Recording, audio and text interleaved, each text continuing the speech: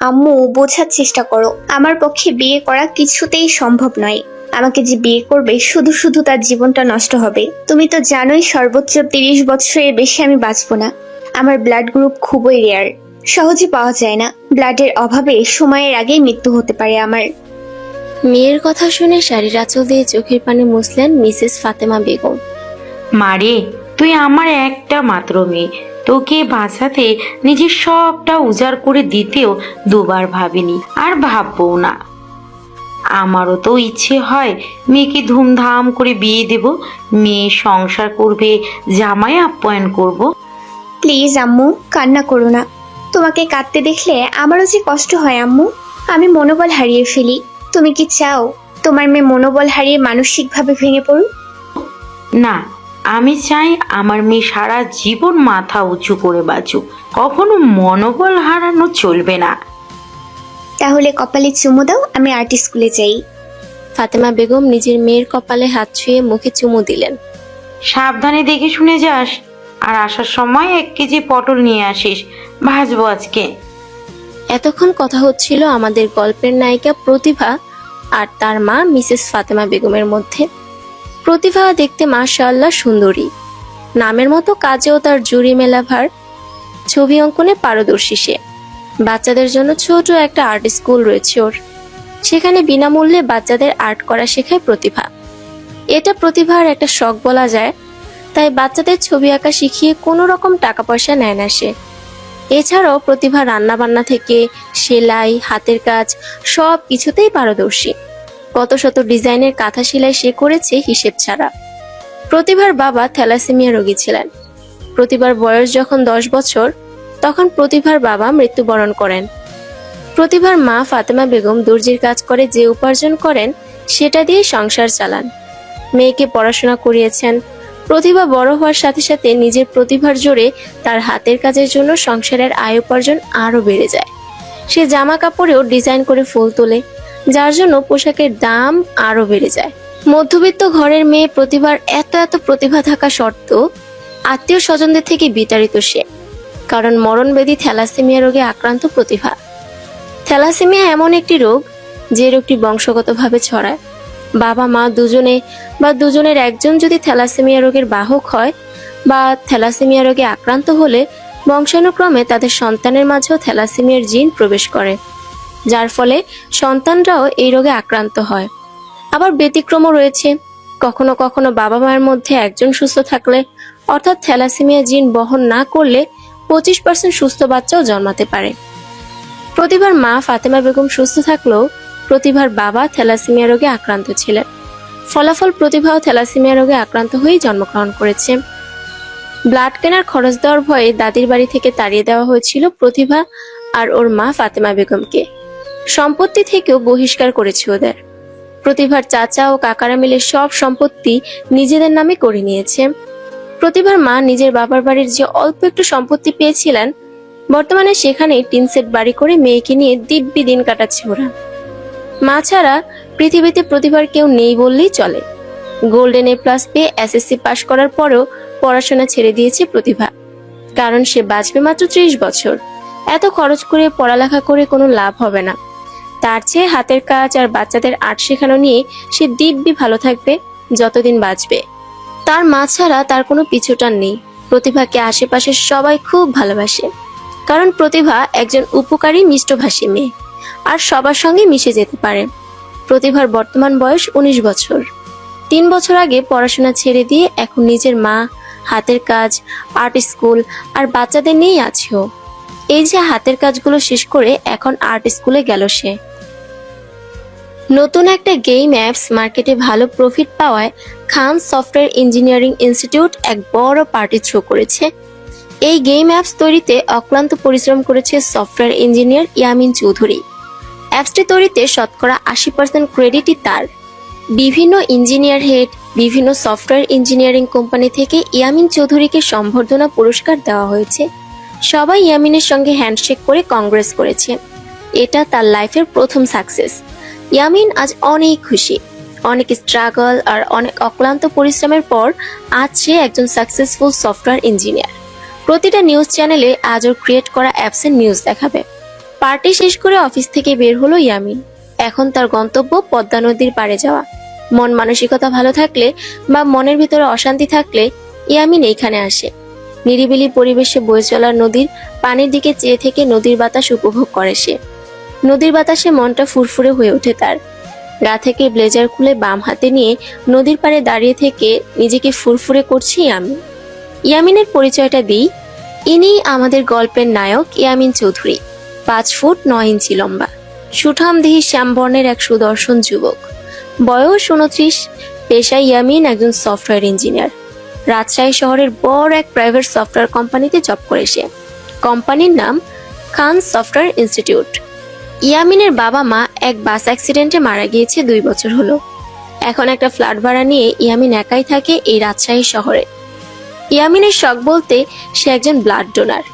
বিনামূল্যে রক্তদান করে মানুষের পাশে দাঁড়াতে তার ভালো লাগে। প্রতি 3 মাস পর পর সে রাজশাহী মেডিকেলে গিয়ে ব্লাড দিয়ে আসে। ইয়ামিনের ব্লাড গ্রুপ ও নেগেটিভ, অনেকটা রেয়ার ব্লাড, সহজে পাওয়া যায় না। আর্ট স্কুলে প্রতিভা বাচ্চাদের আর্ট শেখাচ্ছে। এই স্কুলে ছোট বড় দিয়ে মিনিমাম 150+ বাচ্চা হবে। সবাই প্রতিভাকে আপ্পি বলে ডাকে। তারা প্রতিভাকে খুবই ভালোবাসে। আজকের মতো আর্ট ক্লাস শেষ করে প্রতিভা ব্যাগ গোছাচ্ছে বাড়ি যাওয়ার জন্য।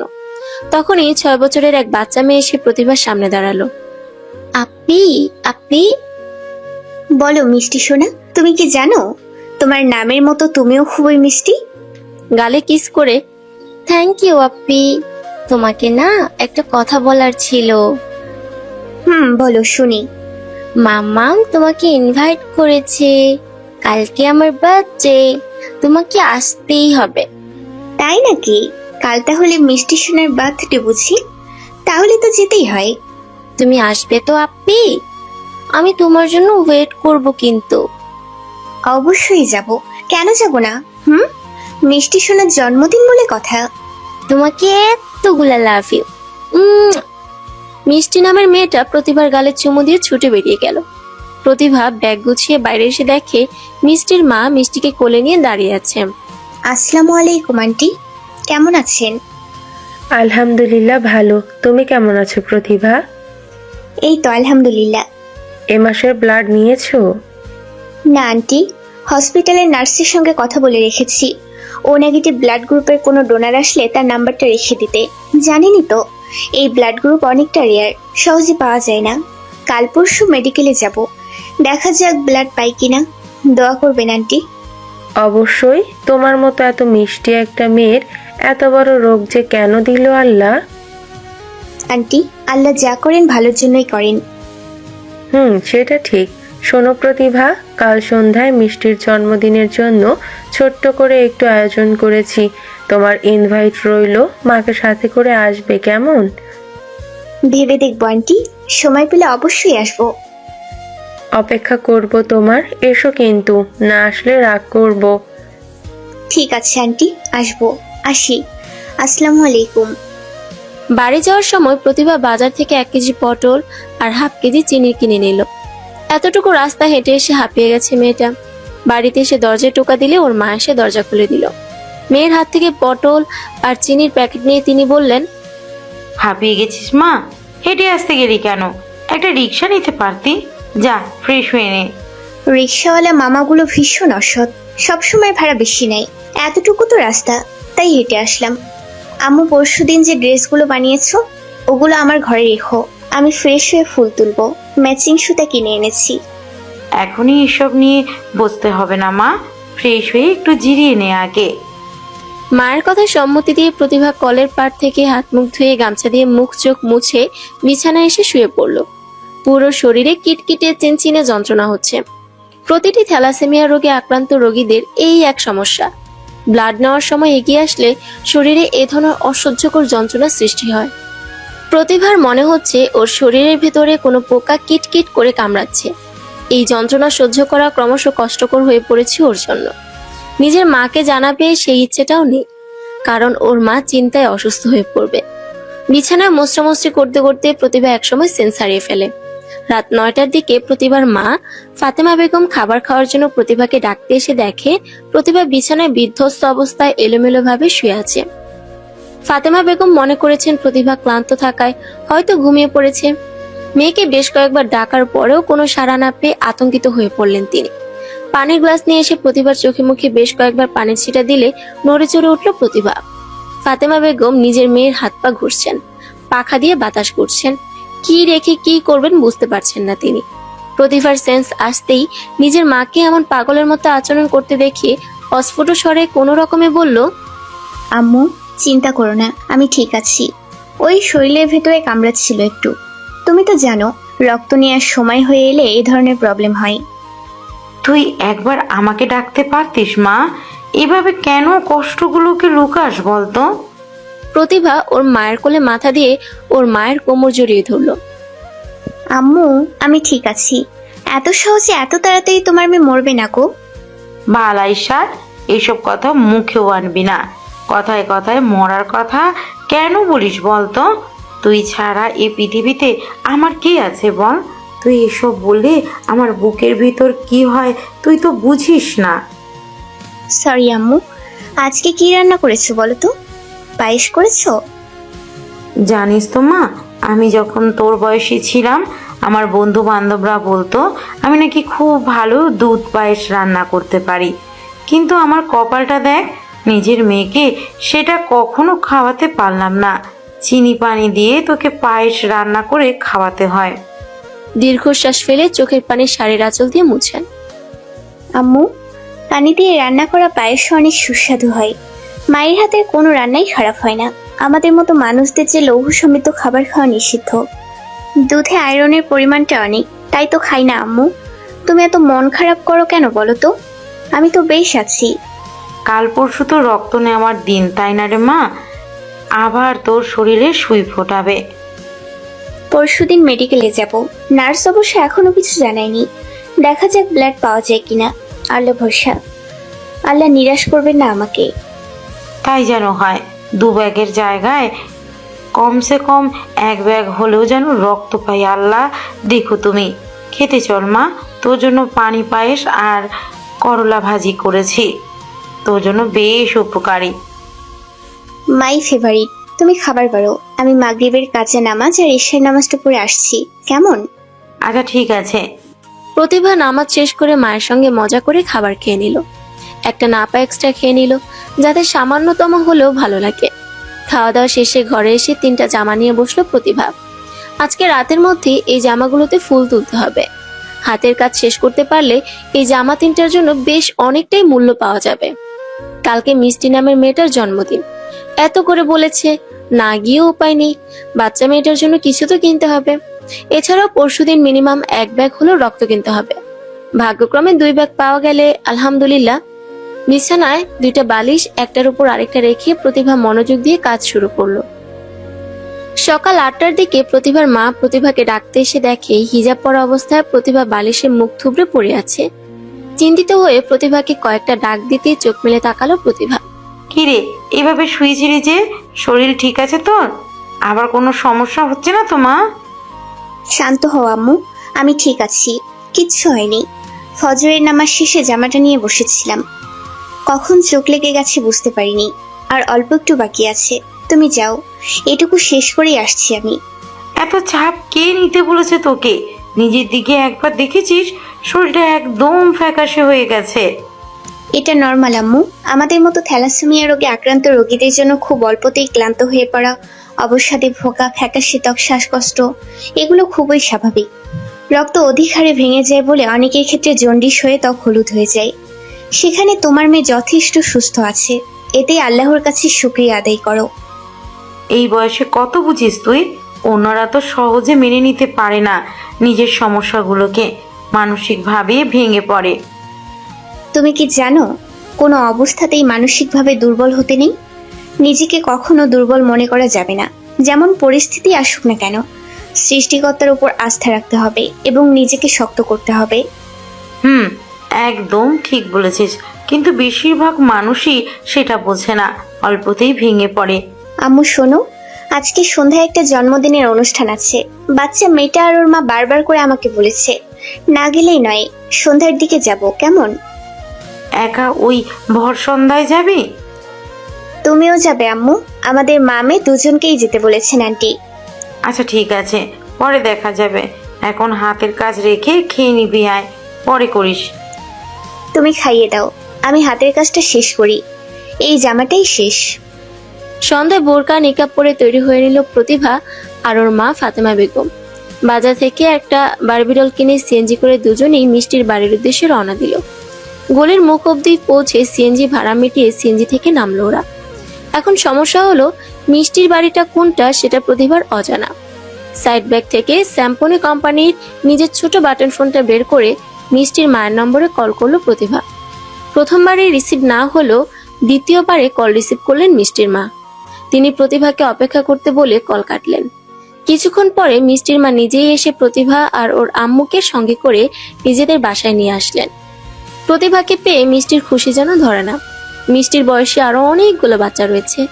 মিষ্টির প্রতিভার হাত ধরে টেনে নিয়ে গিয়ে ওর সব ফ্রেন্ডসদের সাথে প্রতিভাকে পরিচয় করিয়ে দিচ্ছে। তারপর প্রতিভাকে নিয়ে গিয়ে একটা চেয়ারে বসিয়ে নিজেও পাশের চেয়ারে বসার চেষ্টা করেও ব্যর্থ হলো। বাচ্চা মানুষ, একা সে চেয়ারে নাগাল পাচ্ছে না, বসবে কি করে?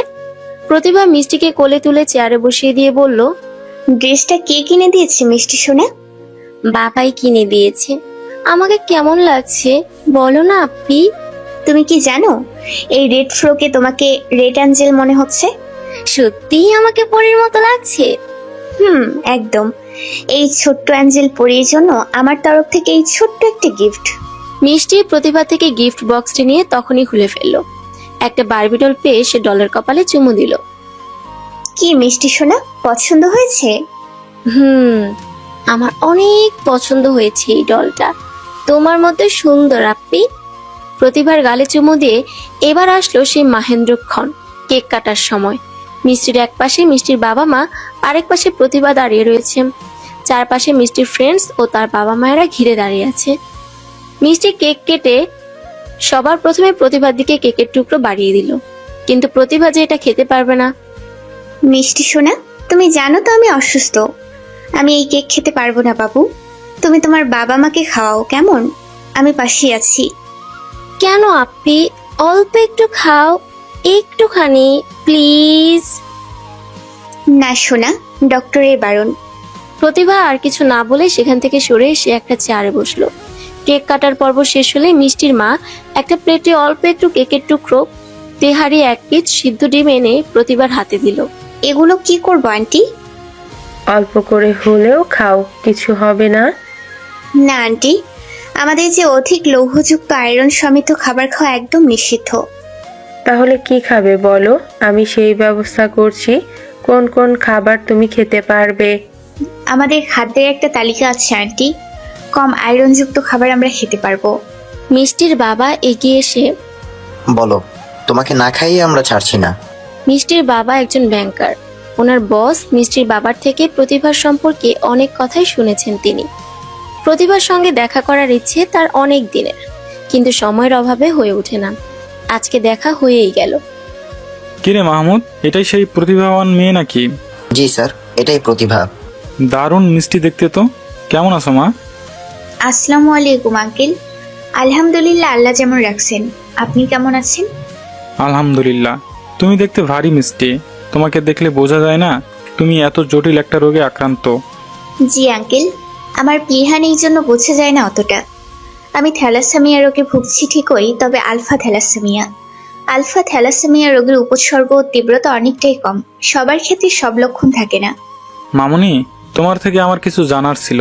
আসলে আমার ছোট ছেলে, এই ধরো বয়স 2.5 বছর চলছে, জন্মের পর 2 বছরের মতো বেশ স্বাস্থ্যবান সুস্থ ছিল, কিন্তু ইদানিং আমার ছেলের এই বয়সেই শ্বাসকষ্টের পরিমাণ তীব্র, ত্বকও ফ্যাকাশে হয়ে যাচ্ছে, প্রস্রাব হলুদ, বয়স অনুযায়ী দৈহিক বৃদ্ধি খুবই কম, পেট কেমন ফুলে যাচ্ছে।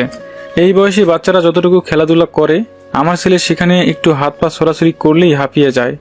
আমার সন্দেহ হচ্ছে ও এ রোগে আক্রান্ত কিনা। ডক্টর দেখিয়েছেন আঙ্কেল? আমার ওয়াইফ কিছুতেই ডক্টরের কাছে যেতে দেবে না। সে কবিরাজে বিশ্বাসী। আমি অনেকবার বলেছি, শুনেনি। আঙ্কেল, এটা সত্যিই চিন্তার বিষয়। আমার মনে হয় আপনার ছেলে টেস্ট করানো উচিত। থ্যালাসেমিয়া যেহেতু বংশগত রোগ, তাই আপনি আর আন্টিও নিজেদের টেস্ট করিয়ে নেবেন যে আপনারা এই রোগের বাহক কিনা। থ্যাংক ইউ প্রতিভা। কি করব বলুন?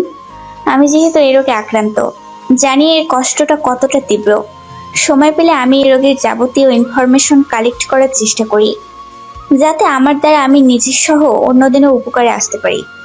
আসলেই তুমি একজন প্রতিভা সম্পন্ন মেয়ে প্রতিভা। ভালো থেকো, সুস্থ থেকো, দোয়া করি। মিষ্টির বাবার বস মুচকি হেসে চলে গেলেন। প্রতিভা বসে থেকে একটা দীর্ঘশ্বাস ফেলল। পরদিন সকাল 11টা। প্রতিভা মেডিকেলে ওয়েটিং রুমে বসে আছে। নার্সের সঙ্গে কথা হয়েছে। ডোনারের আসার কথা ছিল 10টার দিকে, কিন্তু 11টা বেজে গেছে, এখনো ডোনারের আসার কোনো খবর নেই। অপেক্ষা করতে করতে প্রতিভা এবার সত্যি ক্লান্ত, বিরক্ত লাগছে এবার। হঠাৎ ওর সামনে দিয়ে একটা মাস্ক পরা লম্বা সুঠামদেহী লোক শার্টের টাই খুলতে খুলতে চেম্বারে প্রবেশ করলো। এরকম কত লোক আসছে যাচ্ছে, সবাই ব্লাড ডোনার, কিন্তু অন্য ব্লাড গ্রুপের। দীর্ঘশ্বাস ফেলল প্রতিভা। এদিকে প্রতিভার মা বারবার মেয়েকে কল করছে রক্ত পেয়েছে কিনা। তিনি একটু ব্যস্ত থাকায় আসতে পারেননি। অবশ্য প্রতিভাই ওনাকে সঙ্গে নিয়ে আসেনি। ব্যাগ থেকে নিজের বাটন ফোন বের করে ওর মাকে কল ব্যাক করলো প্রতিভা। আসসালামু আলাইকুম আম্মু। ওয়ালাইকুম আসসালাম। রক্ত পেয়েছিস তুই? না আম্মু, এখনো ডোনার আসেনি। তুমি এত ঘন ঘন কল করো না তো। ব্লাড পেলে আমি তোমাকে কল করে জানাবো, চিন্তা করো না। চিন্তা হয় রে, বুঝবি না তুই। আচ্ছা রাখছি। প্রতিভা কল কেটে ফোন ব্যাগে রেখে মাথা নিচু করে বসে আছে। আর কত সময় অপেক্ষা করতে হবে আল্লাহ জানে। এর মধ্যেই নার্স চেম্বারের বাইরে এসে প্রতিভাকে ডাক দিল। মিস প্রতিভা আহমেদ, জি আমি। আপনার ডোনার এসে গেছে, আপনি আমার সঙ্গে আসুন। প্রতিভা নার্সের সাথে 2 বেডের কেবিনে চলে আসলো। নার্স প্রতিভাকে একটা বেডে শুয়ে দিল। সবকিছু ঠিকঠাক করতে করতেই একটা ছেলে কেবিনে প্রবেশ করলো। শার্টের হাতা গোটাতে গোটাতে পাশের বেডে বসলেন তিনি। ইয়ামিন স্যার, ফ্রেশ হয়ে এসেছেন তো? ইয়া, তো এই মেয়েটিকেই ব্লাড দিতে হবে, তাই তো? প্রতিভা ছেলেটির দিকে একবার তাকেই অন্যদিকে মুখ ঘুরিয়ে নিয়েছে। এটা ওর প্রতিবারের স্বভাব। ব্লাড ডোনার কোনো পুরুষ মানুষ হলে প্রতিভা তার দিকে তাকায় না। জি, ওনার কথাই বলেছিলাম আপনাকে। আসলে ও ব্লাড অনেকটাই রেয়ার। প্রতি মাসে ওনার জন্য এই ব্লাড কালেক্ট করা অনেকটাই টাফ হয়ে যায়, তাই উনি ডোনারের নম্বর চেয়েছিলেন। ওকে ফাইন, আমি ওনার সঙ্গে কথা বলে নিব। নাম কি ওনার? Miss Pratibha Ahmed. Oh I see. Okay, সব ঠিকঠাক করুন। ডান হাত থেকে ব্লাড নেবেন, বুঝলেন? Okay sir. নার্স ইয়ামিনের ডান হাতে স্যালাইনের সুই ঢুকিয়ে দিল। একে একে সবটা সেট করে প্রতিভার হাতে আরেকটা সুই ঢুকালো। এবার ইয়ামিনের থেকে ব্লাড প্রতিভার শরীরে প্রবেশ করবে। সবটা ঠিকঠাক করে নার্স কেবিন থেকে বেরিয়ে গেল। ইয়ামিনের কেন জানি না এই প্রতিভা নামের মেয়েটাকে কেমন যেন পরিচিত মনে হচ্ছে। যদিও এখনো মেয়েটির মুখ দেখেনি, তবুও বারবার মনে হচ্ছে এই মেয়েটিকে আগেও কোথাও দেখেছে সে। ইয়ামিন আর চুপ থাকতে পারলো না। সে এবার ডাক দিল প্রতিভাকে। হ্যালো, এক্সকিউজ মি, মিস প্রতিভা। হ্যালো। ইয়ামিনের ডাকে প্রতিভা ইয়ামিনের দিকে মাথা ঘুরাতেই ইয়ামিনের ঠোঁটের কোণে হাসি ফুটে উঠল। কিছু বলবেন? তুমি সেই মেয়েটা না, কিছুদিন আগে রাজশাহী টি বাঁধে বসে থেকে স্কেচ আর্ট করছিলে যে? জি, কিন্তু কেন? আমাকে চিনতে পেরেছো? আমি ইয়ামিন চৌধুরী। সরি, আপনাকে তো ঠিক চিনলাম না। আর আমি মাঝে মধ্যেই পদ্মার পাড়ে যাই একান্ত কিছুটা সময় কাটাতে। কত মানুষের সঙ্গেই তো দেখা হয়। বাচ্চাদের স্কেচ আর্ট করে দেই। এতক্ষণে প্রতিভার মনে হলো মাসখানেক আগে আর্ট স্কুলের কিছু বাচ্চাদের নিয়ে প্রতিভা রাজশাহী টি বাঁধে গিয়েছিল, মূলত চিত্র অঙ্কন করতে। বাচ্চাদের বিভিন্ন জিনিস দেখিয়ে দিয়ে তাদেরকে আর্ট করতে লাগিয়ে দিয়ে প্রতিভা এক মনে নদীর জলরাশির দিকে চেয়েছিল। হঠাৎ চোখ যায় ওর কিছুটা দূরে থাকা বরফ ফলার দিকে। 3, 4 আর 6 থেকে 7 বছরের দুটো বাচ্চা মজা করে বরফ খাচ্ছে। ওদের সঙ্গে একটা লোকও রয়েছে। সে যে বিরক্ত সেটা তার মুখের এক্সপ্রেশন দেখে বোঝা যাচ্ছে। হঠাৎ কি মনে করে জানে না, প্রতিভা বাচ্চাদের আইসক্রিম খাওয়ার দৃশ্যটা আর্ট করতে লাগলো। বাচ্চাগুলো আরো আইসক্রিম খাওয়ার জন্য জিদ করলে ওদের সঙ্গে থাকা লোকটি ধমক দিল। 3 থেকে 4 বছরের বাচ্চাটা মন খারাপ করে কাঁদতে কাঁদতে প্রতিভার এদিকে এগিয়ে আসতেই ড্রয়িংটা ওর চোখে পড়লো। আপুই, দেখো দেখো, এই আপুটা আমাদের এঁকেছে, দেখো। 6 থেকে 7 বছরের বাচ্চা সহ ওদের সাথে থাকা লোকটিও ছুটে আসলো। প্রতিভার আর্ট তাদের মনে ধরেছে। বাচ্চাগুলো প্রতিভার সঙ্গে একদম মিশে গিয়েছে। প্রতিভা সুন্দর করে দুটো বাচ্চার স্কেচ বানিয়ে দিল। শেষে বাচ্চাদের কথা মতো ওদের সঙ্গে থাকা লোকটিরও স্কেচ বানিয়েছিল, তবে ফান করে রাক্ষস রূপে। সেদিন স্কেচটা দেখার পর লোকটির কি রাগী ফেস, মনে হতে প্রতিভার মুখে হাসি ফুটে উঠল। এই লোকটি যে সেই লোক। কি মনে পড়েছে? হ্যাঁ, আপনাকে একবার সরি বলতে চেয়েছিলাম, পরে আর খুঁজে পাইনি। রাগ করেননি তো? আসলে বাচ্চাগুলোকে খুশি করার জন্য অমন করেছিলাম। ওরা বারবার আপনাকে রাক্ষস আঙ্কেল বলে ডাকছিল তাই। আরে ব্যাপার না, আমারও বেশ লেগেছে। ভালো আঁকো কিন্তু তুমি। ধন্যবাদ। ওই আর কি একটু আধটু পারি, খুব ভালো নয়। তুমি চাইলে আর্ট নিয়ে অনেক কিছু করতে পারো, যেমন ধরো আমার মতো মেয়েদের এতটা মানায় না স্যার। নিজের রোজকার জীবন নিয়ে বেশ আছি, বাঁচবই বা কতদিন বলুন? আমার আর্ট স্কুলের বাচ্চারা, আমার মা আর আমার কাজ, এই তো জীবন। দিব্যি আছি, আর কিচ্ছু চাই না। প্রতিভার কথা শুনে ইয়ামিনের মুখের হাসিটা উবে গেল। বিয়ে করতে পারো, ইচ্ছে হয় না? আমার মতো মেয়েদের জন্য বিয়ের সংসার এসব নাই, নিতান্তই কল্পনা করা মাত্র। কে শুধু শুধু নিজের জীবনটা নষ্ট করবে বলুন তো? আমরা তো এই পৃথিবীর কিছুদিনের অতিথি মাত্র। আপনাদের মতো কিছু হৃদয়বান মানুষের রক্ত নিয়ে বেঁচে থাকি, পর নির্ভরশীল আমরা। আজকে আপনি ব্লাড দিলেন, সামনের মাসে আদৌ ব্লাড পাবো কিনা কোনো নিশ্চয়তা নেই। দেখা গেল ব্লাডের অভাবে সময়ের আগেও মৃত্যু হতে পারে আমার। তুমি চাইলে আমি ব্লাড দেব। আমি প্রফেশনাল ব্লাড ডোনার, এটা আমার একটা শখ বলতে পারো। ইয়ামিনের কথা শুনে হেসে দিল প্রতিভা। পাগল আপনি! আপনি কি জানেন আমার প্রতি 1.5 মাস অন্তর অন্তর ব্লাড নিতে হয়? আর একজন ডোনার মিনিমাম 3 মাস পর পর ব্লাড দিতে পারে। রক্তদানের শর্তগুলো পূরণ হয়ে থাকলে যে কোনো সুস্থ ব্যক্তি প্রতি 3 থেকে 4 মাস পর পর 1 ব্যাগ করে রক্ত দিতে পারবেন, যার পরিমাণ 450 মিলিলিটার। 1 ব্যাগ রক্ত শরীরের মোট রক্তের 2 থেকে 3%।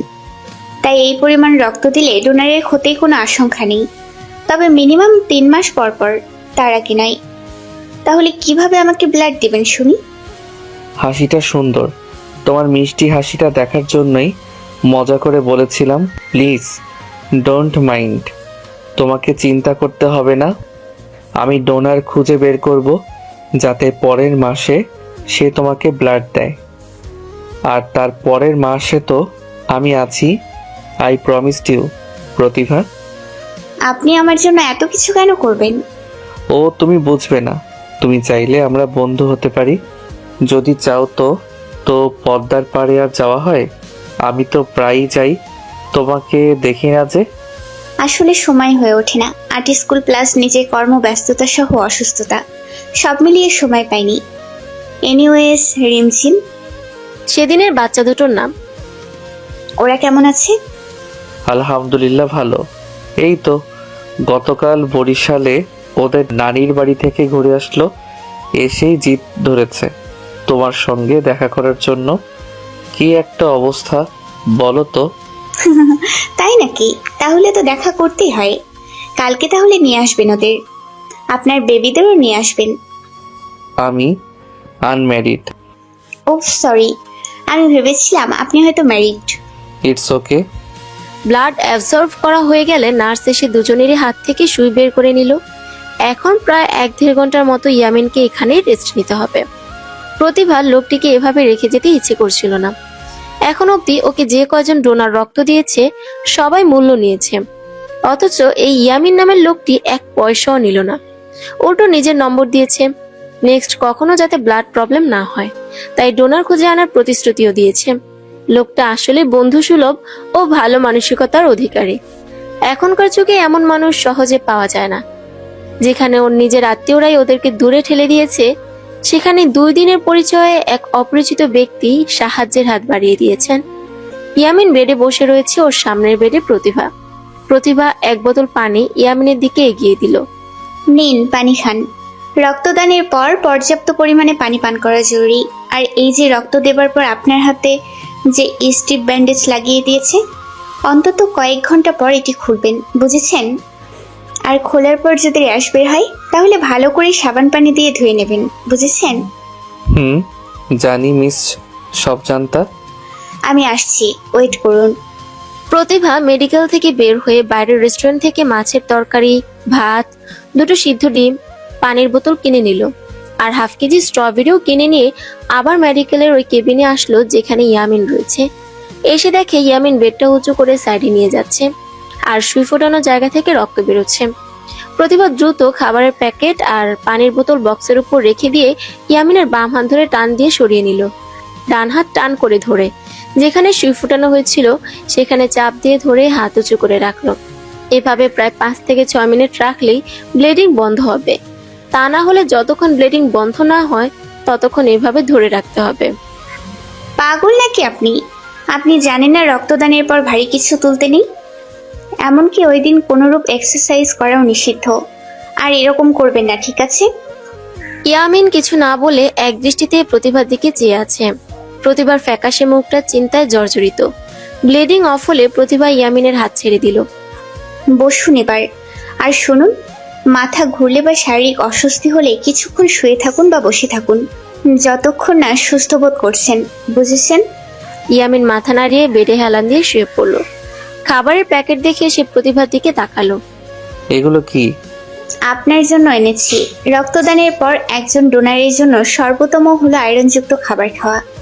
আয়রন সমৃদ্ধ খাবার হিসেবে চিকেন, ভেড়ার মাংস, মাটন, মাছ, ডিম, সবজি হিসেবে মিষ্টি আলু, ব্রোকলি, বিনস, মটরশুঁটি, ফলের মধ্যে তরমুজ, স্ট্রবেরি, শুকনো ফল, এছাড়াও পাস্তা, ওটস, ভাত, রুটি ইত্যাদি খেতে পারেন। আপনি যেহেতু প্রফেশনাল ব্লাড ডোনার, আপনি তাহলে নিশ্চয়ই এই বিষয়ে অবগত রয়েছেন। জানি। আমি আপনার জন্য ভাত, মাছের তরকারি, ডিম আর কিছু স্ট্রবেরি কিনে এনেছি। খেয়ে নিন, ভালো লাগবে। তোমার এত কিছু আনার কি দরকার ছিল? বারে, তখন না আমাকে নিজেই ফ্রেন্ড বললেন, তো ফ্রেন্ডের জন্য এটুকু করতে পারি না? নিন, খেয়ে নিন তো, জলদি জলদি। ইয়ামিন নিজের হাতের দিকে তাকিয়ে প্রতিভার দিকে অসহায় দৃষ্টিতে তাকালো। উফ, সরি। আচ্ছা, আমি খাইয়ে দিচ্ছি আপনাকে। প্রতিভা সযত্নে ধীরে সুস্থে ইয়ামিনকে খাবার খাইয়ে দিল। হাত ধুয়ে খাবারের প্যাকেট বাইরে ফেলতে গিয়ে প্রতিভা দেখতে পেল এক মহিলা মেঝেতে তার 2 মাসের বাচ্চাকে নিয়ে কান্নাকাটি করছে। প্রতিভা প্যাকেটগুলো ডাস্টবিনে ফেলে মহিলাটির দিকে এগিয়ে গেল। কি হয়েছে আন্টি? আমার মেয়েটার গায়ে খুব জ্বর, ডাক্তার দেখাবো, ডাক্তার আসেনি রে মা। আমার মেয়ে বারবার অজ্ঞান হয়ে যাচ্ছে, মুখ দিয়ে ফেনা উঠছে, আমার মেয়েটা বাঁচবো না। আন্টি, আপনি বাচ্চাটাকে নিয়ে কোনো প্রাইভেট ডক্টর দেখান। সিজন চেঞ্জের সময় এরকম জ্বর সর্দি হয়, ঠিকমতো ঔষধ খাওয়ালেই ঠিক হয়ে যাবে। প্রাইভেট ডাক্তার কি করে দেখাবো কও? টিকা কতি পাবো আমি? স্বামী নেশা করে সব টিকা শেষ করছে, এখন আমার মেয়েটারে কি করে বাঁচাই? আন্টি, আপনি আমার সঙ্গে আসুন, বাচ্চাটা আমার কাছে দিন। নাও। আসুন আমার সাথে। এই আশেপাশে একজন ডক্টর রয়েছে আমার পরিচিত, খুব ভালো মেডিসিন সাজেস্ট করেন উনি। কিন্তু টিকা? চিন্তা করবেন না, বাবুটা অনেক মিষ্টি, আমি টাকা দেব, ওকে আল্লাহ যেন সুস্থ করে তোলেন। আল্লাহ তোমার ভালো করুক মা, সুস্থ থাকো, স্বামী সোহাগ পাও। প্রতিভা আর কিছু বলে না, মহিলার বাচ্চাটাকে নিয়ে কিছু দূরে একটা প্রাইভেট ডক্টরের কেবিনে নিয়ে গেল। বাচ্চাটার সাধারণ সর্দি জ্বর হয়েছে, ওষুধ না খাওয়ানোর ফলে এই অবস্থা। ডক্টর দেখিয়ে মেডিসিন কিনে মহিলাটির হাতে কিছু টাকা ধরিয়ে দিয়ে চলে আসলো প্রতিভা। এই টাকাটা রক্ত কেনার জন্য ছিল, কিন্তু রক্তের জন্য তো কোনো টাকা লাগেনি, তাই এই কাজে খরচ করলো ও। প্রতিভা আবারও মেডিকেলে ব্যাক করলো, এসে দেখে ইয়ামিন উঠে বসেছে। কি ব্যাপার, উঠে বসলেন যে? কোথায় ছিলে তুমি? ওই একটু বাইরে ছিলাম। এনিওয়েজ, ঠিক আছেন তো এখন? তাহলে আমার যাওয়া প্রয়োজন, চেক আপ করিয়ে বাড়ি ফিরবো। ভালো থাকবেন। প্রতিভা দাঁড়াও। কিছু বলবেন? যদি কিছু মনে না করো, আমি তোমাকে বাড়ি পৌঁছে দেই, মানে আমার বাইক আছে। কিন্তু প্লিজ না বলো না, আমরা তো বন্ধু, তাই না? আচ্ছা ঠিক আছে, আসুন।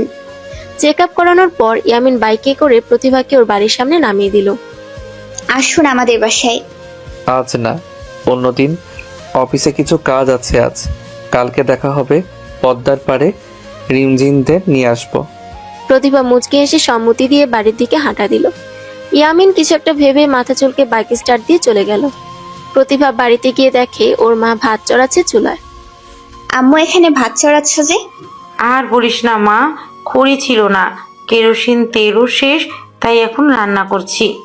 তো চাচি ফোন থেকে আমাকে কল করে বললেই পারতে, তেল কিনে নিয়ে আসতাম। এই শরীর নিয়ে এখন খড়িতে রান্না করবে? না না, সরদেশি। আরে মাত্রই তো আসলি তুই, আমি পারবো। তুই ক্লান্ত, ঘরে গিয়ে জিরিয়ে নে। রক্তদাতার নম্বর নিচ্ছিস? লোকটা ভীষণ ভালো গো আম্মু। রক্ত দিল কিন্তু এক পয়সাও নিল না, উল্টো প্রতি মাসে আমার রক্ত পেতে যাতে কোনো প্রবলেম না হয় সেই ব্যবস্থা করেছেন। নিজে ডোনার এনে দেবে বলেছেন জানো, উনি নিজে আমাকে পৌঁছে দিয়ে গেছেন। আসলেই তো মানুষটা ভালো। তো বাড়িতে নিয়ে আসলি না যে? এত দূর আসলোই যখন। অন্য একদিন আসবে বলেছে। আজ নাকি ওনার অফিসে কি একটা কাজ আছে তাই আসেননি। ও বিবাহিত নাকি? না, ওনার বাবা মা নেই, একাই থাকেন। বিয়ে করেননি, তবে পাত্রী খুঁজছে। আমার মেয়েটাকে যদি আম্মু দেখো, তুমি যেটা ভাবছো সেটা সম্ভব নয়। অবান্তর ভাবনা বাদ দাও, আমি ফ্রেশ হয়ে এসে রান্না চাপাচ্ছি। পরদিন বিকেল 5টা, সূর্য পশ্চিম আকাশে, নদীর পানির সঙ্গে সূর্যের এক অপরূপ দৃশ্য আলোড়িত হয়েছে। এই মনোমুগ্ধকর পরিবেশে নৌকায় বসে পানিতে পা ডুবিয়ে সূর্য দেখতে ভীষণই ভালো লাগছে প্রতিভার পাশে বসে রয়েছি আমি। সে এক দৃষ্টিতে প্রতিভাকে দেখতে ব্যস্ত। রিমঝিম মজা করে আইসক্রিম খাচ্ছে, নাকে মুখে লাগিয়ে ফেলছে। রিমঝিমের বাবাও এসেছে আজ। নিজের মেয়েদের মুখে প্রতিভার এত এত কথা শুনে সেও ইচ্ছুক ছিল প্রতিভাকে দেখার জন্য। চরের ওপারে যাবে প্রতিভা? পাশের নৌকাটা ওপারে যাবে, চলো ওটাতে গিয়ে বসা যাক। না, এভাবেই ভালো লাগছে। থেমে থাকা নৌকায় বসে সূর্যে অস্ত যাওয়া দেখবো। আর এই স্নিগ্ধ জলরাশি, মনোমুগ্ধকর ঠান্ডা বাতাস, বেশ লাগছে বলুন।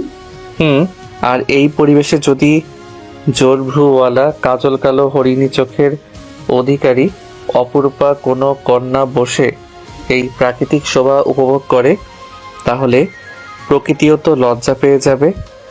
আমাকে কি মেন করে কিছু বললেন?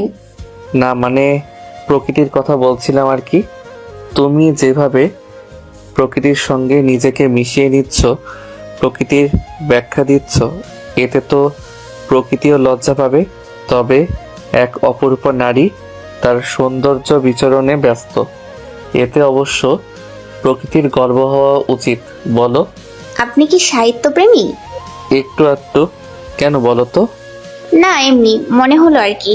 ভাইয়া রিমঝিমদের এদিকে নিয়ে আসুন, সূর্য অস্ত যাচ্ছে, ওদেরও এই দৃশ্য উপভোগ করা উচিত। রিমঝিমদের বাবা রিয়াজকে উদ্দেশ্য করে, আপু, ওরা তো আইসক্রিম খেতে ব্যস্ত, তোমার ভাবিকে নিয়ে আসলে ভালো হতো, সত্যি অপরূপ সুন্দর। তো নিয়ে আসতে পারতেন ভাবিকে। অন্য একদিন নিয়ে আসবো, এখন ওকে এখানে আনলে আমাকে মনে করো শান্তিতে থাকতে দিত না। মেয়ে মানুষ তো সবসময় সন্দেহটা বেশি করে। এই যদি জানতে পারে আমি এখানে এসেছি, কুরুক্ষেত্র বাঁধাবে। 2 বাচ্চার বাবা হয়েছি, এখনো এমন সন্দেহ করা কি মানায় বলো? ভুল বললেন ভাইয়া, ভাবি আপনাকে অতিরিক্ত ভালোবাসে, তাই হারানোর ভয় পায়। ভাবিকে সময় দেবেন, আমাদের জীবনটা ক্ষণস্থায়ী। ভালোবাসার মানুষদের সঙ্গে কিছু বাড়তি মুহূর্ত একসঙ্গে উপভোগ করা উচিত। এমন একটা নিরিবিলি মনোরম পরিবেশ হলে তো কথাই নেই। আমাদের জীবনের ভালোবাসার সন্ধিক্ষণগুলো স্বল্প, কিন্তু আমরা চাইলে সেই স্বল্প সময়টাই অনেক ভালোভাবে উপভোগ করতে পারি ভালোবাসার মানুষদের সাথে। ভালো বলেছো প্রতিভা। ভাইয়া, এই আমাকেই দেখুন না, আর কতদিনই বা বাঁচবো? খুব বেশি হলে 11 বছর, আগেও মৃত্যু হতে পারে আমার মতে যতদিন বাঁচবো মাথা উঁচু করে নিজের মতো করে বাঁচবো। কে কি বললো সেদিকে ভ্রুক্ষেপ না করে নিজেকে সময় দিব, নিজের ইচ্ছেটাকে প্রাধান্য দিব, ভালোবাসার মানুষকে সময় দিব, তাকে নিয়ে বাঁচতে চাই আজীবন। ভালোবাসো কাউকে? আমার জীবনে একজনই আছেন যিনি আমাকে নিঃস্বার্থভাবে ভালোবাসেন। আমার জন্য চরম অপমান লাঞ্ছনা সহ্য করেও আমাকে দূরে ঠেলে দেননি, আমাকে আঁকড়ে এখনো পড়ে আছেন, যিনি আমাকে প্রতিদিন নতুন করে বাঁচার স্বপ্ন দেখান, আমার মনোবল ধরে রাখতে আমার ভেতরে সাহসের সঞ্চার করেন। তিনি আর কেউ নন, তিনি হলেন আমার জন্মদাত্রী মা। হ্যাঁ, আমার মা। সে আমার ভালোবাসা, খুব ভালোবাসি আমি আমার মাকে। আত্মীয় স্বজন সমাজ সবাই আমাকে দূরে ঠেলে দিলেও আমার মা আমাকে দূরে ঠেলে দেননি। চাইলে তিনি দ্বিতীয় বিয়ে করতে পারতেন, কিন্তু না, তিনি সেটা না করে আমার জন্য, আমাকে বাঁচানোর জন্য সারা জীবন স্ট্রাগল করে গেছেন, ইভেন এখনো করছেন। পৃথিবীতে মায়ের থেকে আপন ভালোবাসা কেউ হয় না। সেটা ঠিক, মায়ের থেকে তার সন্তানকে কেউ বেশি ভালোবাসতে পারে না, কিন্তু অনেকেই থাকে যারা ভালোবাসে হয়তো মায়ের থেকে কম, কিন্তু তাদের ভালোবাসাও কিন্তু কোনো অংশে কম নয়। হ্যাঁ, তবে আমার জীবনে সেগুলো আশা করার নিছকই কল্পনা, দিবা স্বপ্ন ছাড়া আর কিছুই না। আর আমি এসবের আশাও করি না। যেমন আছি বেশ আছি, নিজেকে গুছিয়ে মানিয়ে নিয়েছি সবকিছুর সাথে, সব পরিস্থিতির সাথে। বিয়ে করতে পারো তুমি, এমন তো নয় যে এ রোগে আক্রান্ত মানুষেরা বিয়ে করে না, তারাও তো বিয়ে করে, সংসার করে। হাসালেন ভাইয়া, আমি কারোর দয়ার পাত্রী হতে চাই না। আগে আমিও এমন স্বপ্ন দেখতাম, কিন্তু এখন এসব বিষাক্ত লাগে। আমার মায়ের খুব ইচ্ছে আমাকে বিয়ে দিয়ে সংসার করতে দেখার। অনেক পাত্রই নিয়ে এসেছিলেন, আমার বাহ্যিকটা দেখে পছন্দ করেছেন, কিন্তু যখনই জানতে পারে এই রোগের কথা তখনই নানান কটূক্তি করে চলে যান। এই কটূক্তি কখনো কখনো সহ্য সীমার বাহিরে। এটাই আমাদের সমাজ, কারোর কোনো দুর্বলতা পেলেই হলো সেটা নিয়ে কানাঘুষা, তিল থেকে তাল করা, ভিকটিমকে অবমাননা, লাঞ্ছনা, তাকে তিলে তিলে শেষ করে দেয় তাদের কাজ। কিন্তু আমাদের দুর্বল হলে চলবে না, আমরা তো তাদের পয়সায় চলি না। কেন তাদের কথায় নিজেকে দুর্বল ভেবে অকালেই ঝরে পড়ব? আমি নিজেকে শক্ত করেছি, আমি সবার সঙ্গে লড়াই করে নিজেকে শক্ত করেছি। আজ আমি মোটামুটি সফল নিজের ব্যক্তিত্বের ওপর। নিজের ওপর কনফিডেন্স আমার বরাবরই ছিল। জীবনে কখনো সুযোগ পেলে আমার মতো অবহেলিত, রোগে আক্রান্ত, দুর্দশাগ্রস্ত মানুষদের পাশে দাঁড়াবো, এটাই আমার জীবনের উদ্দেশ্য। এইসব বিয়ে, সংসার এগুলো আমাদের জন্য নয়। তিক্ত আমি এসবের ওপরে। আমাদের মতো মানুষদের জীবনে চলার পথে অনেক কিছুই ফেস করতে হয়, কারণ সমাজের চোখে আমাদের নিচু করে দেখা হয়। দিক জানে এই সমাজ ব্যবস্থার মানুষদের এই মানসিকতার উপরে, যেখানে অসহায় মানুষদের ছোট করে তাদের আরো অসহায়ত্ব করে তোলা হয়, মানসিকভাবে তাদের শেষ করে দেয়া হয়। ইয়ামিন প্রতিভার দিকে পানির বোতল এগিয়ে দিল। প্রতিভা বোতলটি নিয়ে ঢকঢক করে পানি খেল। কেটে গেল 5টা মাস। ইয়ামিনের সঙ্গে প্রতিভার বেশ ভালো বন্ধুত্ব হয়েছে। 1.5 মাস পর পর ইয়ামিন নিজে প্রতিভাকে নিয়ে মেডিকেলে যায়। সে যেহেতু 3 মাস পর পর রক্ত দিতে পারবে, তাই মধ্যের মাসটায় অন্য একজন ডোনারের প্রয়োজন। ইয়ামিন নিজেই 2জন ডোনারের ব্যবস্থা করেছেন। একজন ইয়ামিনের কলিগ, অন্যজন অপরিচিত এক ব্যক্তি। ব্লাড নিয়ে প্রতিভাকে এখন আর সমস্যার মুখে পড়তে হয় না। প্রতিভার মা ফাতেমা বেগম ইয়ামিনের উপর চরম কৃতজ্ঞ।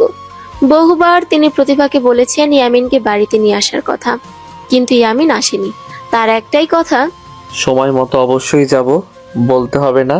তোমার 20তম জন্মদিনে তোমার বাড়িতে আসবো আমি, এটা আমার প্রমিস। আর হ্যাঁ, ওই দিন তোমার জন্য সারপ্রাইজ অপেক্ষা করছে, মনে রেখো।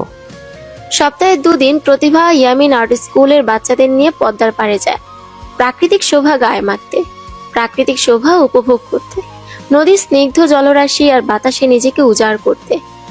আজ প্রতিভার জন্মদিন। আজকে ইয়ামিনের ব্যস্ততা যেন অত্যধিক বেড়ে গেছে। যে ছেলেটা দিনে 10 বার করে কল করে খোঁজ নেয়, তার আজকে কোনো খবরই নেই। প্রতিভা বেশ কয়েকবার ডায়াল করেছে, বাট নো রেসপন্স। কথা অনুযায়ী আজ ইয়ামিনের প্রতিভাদের বাড়িতে আসার কথা। ফাতেমা বেগম নিজের সাধ্য অনুযায়ী কত কি রান্না করেছেন, অথচ যার জন্য এত আয়োজন সেই কাঙ্ক্ষিত ব্যক্তি লাপাত্তা। সকাল থেকে মেজাজটাই চটে আছে প্রতিভার। এখন সময় বিকেল 5:30। প্রতিভা আর্ট স্কুলে ক্লাস শেষ করলো মাত্রই। বাচ্চারা ছবি এঁকে প্রতিভাকে জন্মদিনের শুভেচ্ছা জানিয়েছে। প্রতিভা সকল বাচ্চাদের চকলেট আর বেলুন কিনে দিয়েছে আজ। সন্ধ্যা 6:30। প্রতিভা শসা আর রুয়াফজা কিনে মাত্রই বাড়ি ফিরেছে। বড্ড ক্লান্ত লাগছে, তাই ফ্যান ছেড়ে বিছানায় গায়ে এলিয়ে দিয়েছে ও। থ্যালাসেমিয়া আক্রান্ত রোগীদের ক্ষেত্রে এটা একদমই নর্মাল। খুব তাড়াতাড়ি ক্লান্ত হয়ে পড়ে তারা, অল্পতেই হাঁপিয়ে পড়ে তারা। প্রতিভার ক্ষেত্রেও ব্যতিক্রম নয়, হোক না তার রোগের উপসর্গগুলো কম। সবে চোখটা লেগে এসেছে, রুমের বাইরে হই হুল্লোড়ের আওয়াজে ঘুমটায় উড়ে গেল প্রতিভার। এমনিতেই মন খারাপ ছিল, এখন মেজাজ পুরো বিগড়ে গেল ওর। বিছানা থেকে উঠে গায়ে ওড়না জড়িয়ে চোখ ডলতে ডলতে রুম থেকে বের হলো প্রতিভা।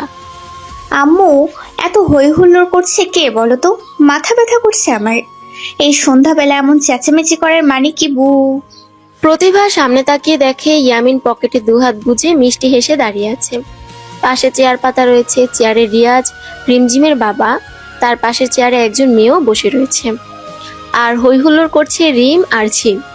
প্রতিভাকে দেখে ওরা দুজন দৌড়ে এসে জাপটে জড়িয়ে ধরলো প্রতিভাকে। প্রতিভা নিচু হয়ে বসে রিম আর ঝিমের গালে কিস করলো। ওরা দুজনে একসঙ্গে প্রতিভার গালে কিস করলো। হ্যাপি বার্থডে আপ্পি। এই আপ্পি না, মামনি বলো। হ্যাপি বার্থডে মামনি, তোমাকে এতগুলা ভালোবাসা। মামানি? রাক্ষস আঙ্কেলের বউকে মামনি বলবো। কবে থেকে ভেবে রেখেছি জানো, তুমি যখন ওই রাক্ষস আঙ্কেলের বউ হবে, তার মানে তুমিই আমাদের মামনি। রিম কথাটা বলে রিমঝিম দুজনে একসঙ্গে খিলখিল করে হেসে উঠল। এদের কথার আগামাথা কিছুই বোধগম্য হলো না প্রতিভার। প্রতিভা কিছু বলতে যাবে, তখনই ইয়ামিন প্রতিভাকে ডেকে বসার জায়গায় নিয়ে আসলো। প্রতিভা, এটা আমার বেস্ট ফ্রেন্ড রিয়াদ, রিমঝিমের বাবা। ওকে তো তুমি চেনোই। আর ইনি হলেন আমার শ্রদ্ধেয় ভাবিজান, রিয়াজের ওয়াইফ, রিমঝিমের মা, মিসেস রাজিয়া খানম। আসসালামু আলাইকুম ভাবি, কেমন আছেন? আলহামদুলিল্লাহ, তুমি কেমন আছো? আলহামদুলিল্লাহ। সবার মুখে তোমার সম্পর্কে এত এত কথা শুনেছি, কি আর বলবো। আমার দুই মেয়ে তো সব সময়ই তোমার কথা বলে, আর আমার এই দেবরের কথা তো বাদই দিলাম। কি জাদু করেছো মেয়ে, দেবর আমার অবশেষে বিয়েতে রাজি হলো। মানতে হবে, যথেষ্ট সুন্দরী ও গুণবতী তুমি প্রতিভা। মাশাআল্লাহ, আল্লাহ তোমাকে নিজ হাতে সময় নিয়ে করেছেন। ভাবি, আপনিও বেশ সুন্দর, 2 বাচ্চার মা, দেখে মনে হয় না। রিয়াজ ভাইয়ের পছন্দ আছে। তোমার ভাইয়ার কাছে আমি পৃথিবীর বিশ্রী সুন্দরী, বুঝলা? ওনার বাইরের মেয়েদের প্রতি নজর বেশি। রিয়াদ সবে শরবত মুখে নিয়েছিল, বউয়ের মুখে এমন কথা শুনে বিষম খেল সে। রাজিয়ার সঙ্গে সঙ্গে স্বামী সেবায় ব্যস্ত হয়ে পড়লো। মাথায় হালকা করে চাপড়াতে লাগলো যাতে বিষম থেমে যায়। কি যে করো তুমি, ধীরে সুস্থে খাবে না? ভাইয়া, আপনি শ্বাস নেওয়ার চেষ্টা করুন, ঠিক হয়ে যাবে। রাতে খাওয়ার সময় সবাই মেঝেতে মাদুর পেতে খেতে বসেছে। পোলাও, গরুর মাংস, পুঁই শাকের ডালনা, মাছ ভাজা, পায়েস আর ডিম ভুনা, মিষ্টি দই। সবার খাবার এক হলো, প্রতিবার খাবার আলাদা। সে খাচ্ছে ভাত, করলা ভাজি, কাঁচকলা দিয়ে সরপটি মাছ আর একটু টক দই। প্রতিবার খাবারগুলো সরিষার তেলে রান্না করা, কারণ সয়াবিনে অনেক আয়রন রয়েছে। প্রতিভা, আমাদের সঙ্গে একদিন এভাবে খেতে পারো, খুব কি সমস্যা হবে তোমার? আমরা এগুলো খাচ্ছি আর তুমি? না ভাবি, সমস্যা নেই, আপনারা খান। আমার ফুড চার্ট অনুযায়ী আমাকে খেতে হয়। একদিনে একটু খাবার ইচ্ছে পূরণের জন্য বড় কোনো প্রবলেম হয়ে যেতে পারে। আমি শুনেছি এই রোগে আক্রান্ত রোগীদের নিজস্ব ফুড চার্ট রয়েছে। তুমি সবটাই জানো, কোনগুলো খাওয়া উচিত কোনগুলো নয়, কখনো ভুল হয়ে যায় না? থ্যালাসেমিয়া রোগীদের খাবার নিয়ে সবসময় চিন্তায় থাকে রোগী ও তার বাবা মা। আমি বাংলাদেশে একটা সাধারণ খাবারের তালিকা ফলো করে চলি, যেটা আমার বাবাও জীবনদশায় ফলো করতেন। আমার ডায়েরিতে আমি সেটা লিখেও রেখেছি। আমাদের মূলত কম আয়রনযুক্ত খাবার খাওয়া উচিত, আর অধিক আয়রনযুক্ত খাবার বর্জন করে চলতে হয়। এটা নিয়ে আমি ভালোভাবে চার্ট করে রেখেছি, আপনারা চাইলে বলতে পারি। বলো শুনি, আমারও জানা প্রয়োজন। আমি চার্ট আকারে বলছি, শুনুন। 1, মাংস ও মাংস জাতীয় খাবার, অধিক লৌহ। গরুর মাংস, খাসির মাংস, কলিজা, ডিমের কুসুম, ইলিশ, কই, চিংড়ি, চিতল, শিং, ট্যাংরা ও ছোট মাছের শুটকি, কম লৌহ। রুই, কাতল, পাঙ্গাস, বোয়াল, মাগুর, সরপটি, শোল ও বাইন মাছ। শাকসবজি, অধিক লৌহ। কচু শাক, লাল শাক, পালং শাক, পুঁই শাক, ফুলকপি শাক, ব্রোকলি, পুদিনা পাতা, ধনে পাতা, ফুলকপি, সিম, বরবটি, মটরশুঁটি, কাঁকরোল, কাঁচা পেঁপে, সজনা, কাঁচা টমেটো, কম লৌহ। বাঁধাকপি, মিষ্টি আলু, করলা, মিষ্টি কুমড়া, ঢেঁড়স, মূলা, শালগম, কাঁচা কলা, ঝিঙ্গা, পাকা টমেটো, লাউ, চাল কুমড়া। ফল, অধিক লৌহ। আনারস, বেদানা, শরীফা, খেজুর, তরমুজ, কম লৌহ। পাকা আম, লিচু, কলা, পাকা পেঁপে, কমলা লেবু, বেল, জামরুল, আমলকি, কাগজি লেবু, পেয়ারা, আঙুর। শস্য এবং তা থেকে তৈরি খাবার, অধিক লৌহ। খই, কর্নফ্লেক্স, শিশুর খাদ্যে যেগুলোতে লৌহ সংযুক্ত আছে, যেমন সেরেলাক, কাউ অ্যান্ড গ্রেট ইত্যাদি, কম লৌহ। চাল, ময়দা, পাউরুটি। ডাল, অধিক লৌহ। ছোলা, ছোলার ডাল, কম লৌহ। মসুর ডাল, বিবিধ, অধিক লৌহ। গুড়, বাদাম, চীনাবাদাম, কিশমিশ, সিমের বিচি, তিল, পান, সয়াবিন, জিরা, ধনে, সরিষা, ডিম। কম লৌহ, মধু, দুধ ও দুগ্ধজাত খাবার তথা দই, ছানা, পনির, রসগোল্লা ইত্যাদি। আরো অনেক কিছুই রয়েছে। আমি এই চারটাই ফলো করি। আশা করা যায় এই চার্ট অনুযায়ী চললে আমার মতো সকল থ্যালাসেমিয়া রোগী ভালো থাকবে। শুধু অধিক লৌহযুক্ত খাবার বর্জন করতে হবে। সত্যি অনেক জানো তুমি প্রতিভা। জেনে রাখা ভালো, যাতে কখনো কোনো প্রবলেম না হয়। খাওয়া শুরু করুন সবাই। খাওয়ার সময় কথা বললে গলায় খাবার আটকে যাবে। খাওয়া দাওয়া শেষে সবাই চেয়ারে আয়েশ করে বসলো। প্রতিভা নিজের ঘরে গেছে 7 আপের বোতল আনতে। বোতল নিয়ে ওর মায়ের রুমে এসে দেখে সবাই কি একটা বিষয় নিয়ে খোশ মেজাজে কথা বলছে, হাসছে। প্রতিভাকে দেখে সবাই থেমে গেল। কি হলো? তোকে কিছু বলার ছিল মা। আন্টি, আমরা তাহলে আসি। সব ঠিক থাকলে পরশুদিন একবারই না হয় আসবো। আন্টি, আশা করি আপনাদের তরফ থেকে না শুনতে হবে না। আমরা কিন্তু সিরিয়াস, সব জেনে শুনেই বলেছি।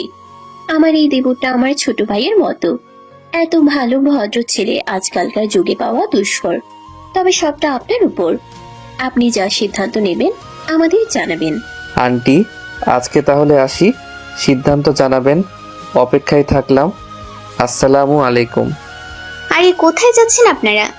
আরে এটা খাবেন তো নাকি? তুমি চাইলে শুধু আজকে কেন, মাঝে মধ্যেই খাবো। আজকে আসি বোন, ভালো থেকো। রাজিয়া প্রতিবার মাথায় হাত বুলে মুচকি হেসে যাওয়ার সময় রিমঝিম প্রতিবার গালে কিসি দিয়ে চলে গেল। দরজা আটকে প্রতিভা নিজের রুমে এসে বিছানায় গা এলিয়ে দিল। ক্লান্ত লাগছে, শরীর ম্যাজ ম্যাজ করছে। প্রতিভার মা প্রতিভার ঘরে এসে প্রতিভার মাথার পাশে বসে ওর মাথায় হাত বুলিয়ে দিতে দিতে বলল, মা, তোর সাথে কিছু জরুরি কথা ছিল। বলো আম্মু, কি বলবে? মায়ের কোলে মাথা দিয়ে কোমর জড়িয়ে ধরে, আমি তোর বিয়ে দিতে চাই। আমি চাই তুই বিয়ে করে সংসার কর। বারবার অযথা কেন এগুলো বলো তুমি? আম্মু, তুমি তো জানোই সবটা, তাহলে কেন এমন বলছো? কেউ বিয়ে করবে না আমাকে। কে চাইবে বলো তো এমন অসুস্থ মেয়েকে বিয়ে করতে? ইয়ামিন চায়। হ্যাঁ, আজ ইয়ামিন নিজে তোর সাথে ওর বিয়ের প্রস্তাব দিয়েছে আমাকে। ছেলেটা আমার হাত ধরে কান্না করেছে যাতে আমি ওকে ফিরিয়ে না দিই। ছেলেটার চোখে আমি তোর জন্য ভালোবাসা দেখেছি। ও তোকে অনেক ভালোবাসে। বিয়ের পরে তোকে সুখী রাখবে মা। কিন্তু আম্মু, বোঝার চেষ্টা করো, বিয়েটা ছেলে খেলা নয়। আমি যা। বেশ, আমি কোনো কথা শুনতে চাই না। আমি চাই তুই ইয়ামিনকে বিয়ে করে সুখী হ। এটাই আমার শেষ কথা। আম্মু, উঠে বসে অসহায় স্বরে, তোকে আমার দিব্যি দিলাম প্রতিভা। আমি এই নিয়ে কোনো কথা শুনতে চাই না। পরশুদিন তোদের বিয়ে অনুষ্ঠান হবে না, ছোট করেই বাড়িতে আয়োজন করব। খাজি থেকে বিয়ে পড়াবো। ঠিক আছে, কিন্তু আমি ওনার সঙ্গে একান্তে কিছু কথা বলতে চাই। যা ভালো লাগে কর, কিন্তু বিয়েটা হচ্ছে, এটাই আমার শেষ কথা। জীবনে তোর কাছে কিচ্ছু চাইনি, কোনো কিছুতে বারণ করিনি তোকে, কিন্তু আজকে আমি তোকে আদেশ করছি। তোর কাছে কিছু চাচ্ছি, আমার কথা ফেলবি না আশা করি। কথাগুলো বলেই মিসেস ফাতেমা বেগম ঘর থেকে বেরিয়ে গেলেন। সকাল 11:10। পার্কের একটা সিঁড়ি মতো জায়গাতে পাশাপাশি বসে আছে ইয়ামিন আর প্রতিভা। আপনি কেন বুঝতে পারছেন না? আমি কিছুতেই বিয়ে করতে পারবো না। আমি মরণ ব্যাধিতে আক্রান্ত। সর্বোচ্চ 30 বছর জীবিত থাকে এই রোগে আক্রান্ত রোগীরা। আমার ক্ষেত্রেও ব্যতিক্রম নয়। আমার বর্তমান বয়স 19। খুব বেশি হলে আর 11 বছর জীবিত থাকবো, এর বেশি নয়। যতদিনই জীবিত থাকো, আমি তোমার মৃত্যুর আগ মুহূর্ত পর্যন্ত তোমার সঙ্গে থাকতে চাই প্রতিভা। বিপদে আপদে সুখে দুঃখে তোমার পাশে থাকতে চাই। একসঙ্গে সমস্ত ঝড়ঝাপটা মোকাবেলা করতে চাই। তুমি কি আমাকে এই সুযোগ দিবে না বলো? প্লিজ বোঝার চেষ্টা করুন, এটা সম্ভব নয়। আপনি কখনো বাবা হওয়ার সুখটাও পাবেন না। কেন পাবো না? থ্যালাসেমিয়া রোগীরাও বাচ্চা জন্ম দিতে পারে। হ্যাঁ পারি, কিন্তু তারাও এই রোগে আক্রান্ত হয়েই জন্ম নেয়। আমি জন্ম থেকে যে কষ্ট যন্ত্রণা সহ্য করেছি, আমি চাই না আমার সন্তানরাও সেম কষ্ট যন্ত্রণা ভোগ করুক। আমরা ট্রিটমেন্ট করাবো, এমন কিছুই হবে না। বোঝার চেষ্টা করো প্রতিভা। থ্যালাসেমিয়া মেজর না হোক, থ্যালাসেমিয়া মাইনরে আক্রান্ত হলে তখন কি হবে? থ্যালাসেমিয়া মাইনর রোগীদের দেহে তাদের সমবয়সী এবং সমলিঙ্গের যে কোনো ব্যক্তির চেয়ে সংখ্যায় কম রক্তকণিকা উৎপন্ন হলে তাদের কোনো লক্ষণ বা জটিলতা দেখা দেয় না। তারা জন্ম থেকেই জীবনে যতদিন বাঁচবে এভাবেই বাঁচবে। তাদের কোনো চিকিৎসার প্রয়োজন হয় না। এমনকি বেশিরভাগ থ্যালাসেমিয়া মাইনর রোগী জানেও না তারা এই রোগে আক্রান্ত। ভবিষ্যতে তাদের যে সন্তান হবে তারাও থ্যালাসেমিয়া মেজরে আক্রান্ত হবে। বংশানুক্রমে চলতেই থাকবে। আমি এটা চাই না। তুমি কি জানো আধুনিক চিকিৎসা ব্যবস্থা ঠিক কতটা উন্নত হয়েছে? আমি এতদিনে তোমার মুখে এসব নিয়ে অনেক কথাই শুনেছি। আমি নিজেও এই রোগ সম্বন্ধে স্টাডি করেছি শুধু তোমার জন্য, কারণ আমি তোমাকে জীবন সঙ্গী রূপে চাই। কি বলতে চাচ্ছেন আপনি? অনাগত সন্তান রোগাক্রান্ত কিনা সেটা গর্ভাবস্থাতেই পরীক্ষা করা যায়। এই টেস্টের নাম হলো অ্যান্টি নাটাল স্ক্রিনিং। এছাড়াও শিশু জন্মের প্রথম 6 মাসের মধ্যে অর্থাৎ মেজর থ্যালাসেমিয়ার জন্য সুপার ট্রান্সফিউশন প্রোগ্রাম নেওয়া হয়। এক্ষেত্রে রক্তে হিমোগ্লোবিন 12 গ্রামের কমে নামতে দেওয়া হয় না। এই চিকিৎসার ফলে একজন রোগী 30 বছর পর্যন্ত ভালো থাকতে পারে। আমি এসব সহ্য করতে পারবো না। আমি নিজে এই রোগে আক্রান্ত, তাই আমি জানি এটা কতটা কষ্টকর, যন্ত্রণাদায়ক। শোনো, আমার কোনো বেবি চাই না, বুঝেছো? তুমি বেবির কথা তুলেছ তাই এগুলো বললাম। মেইন কথা হচ্ছে আমার শুধু তুমি হলেই চলবে। আমি শুধু তোমাকেই চাই। বাচ্চা কাচ্চার কোনো প্রয়োজন নেই আমার। ইয়ামিন ভাই, ব্যাস প্রতিভা, আমি আর কিছু শুনতে চাই না। এখনো কি তোমার কোনো অজুহাত আছে বিয়ে না করার? নাকি আমাকে তোমার পছন্দ না, আমি তোমার যোগ্য নই, কোনটা? উঠে দাঁড়িয়ে ছি ছি, এসব কি বলছেন? আপনি যথেষ্ট ভালো একজন মানুষ। আপনার মতো মানুষ হয় না। আপনার মতো একজন মানুষকে স্বামী রূপে পাওয়া যে কোনো মেয়ের সৌভাগ্য বলে চলে। তাহলে সমস্যাটা কোথায়? দেখো, এখানে ডিসিশন ফাইনাল করো। তুমি কি আমাকে বিয়ে করতে রাজি নাকি রাজি নও? যদি রাজি না থাকো তাহলে কথা দিচ্ছি কখনো তোমাকে ফোর্স করব না। ট্রান্সফার নিয়ে অন্য শহরে চলে যাব। ডিসিশন তোমার। কি বলবে বলো?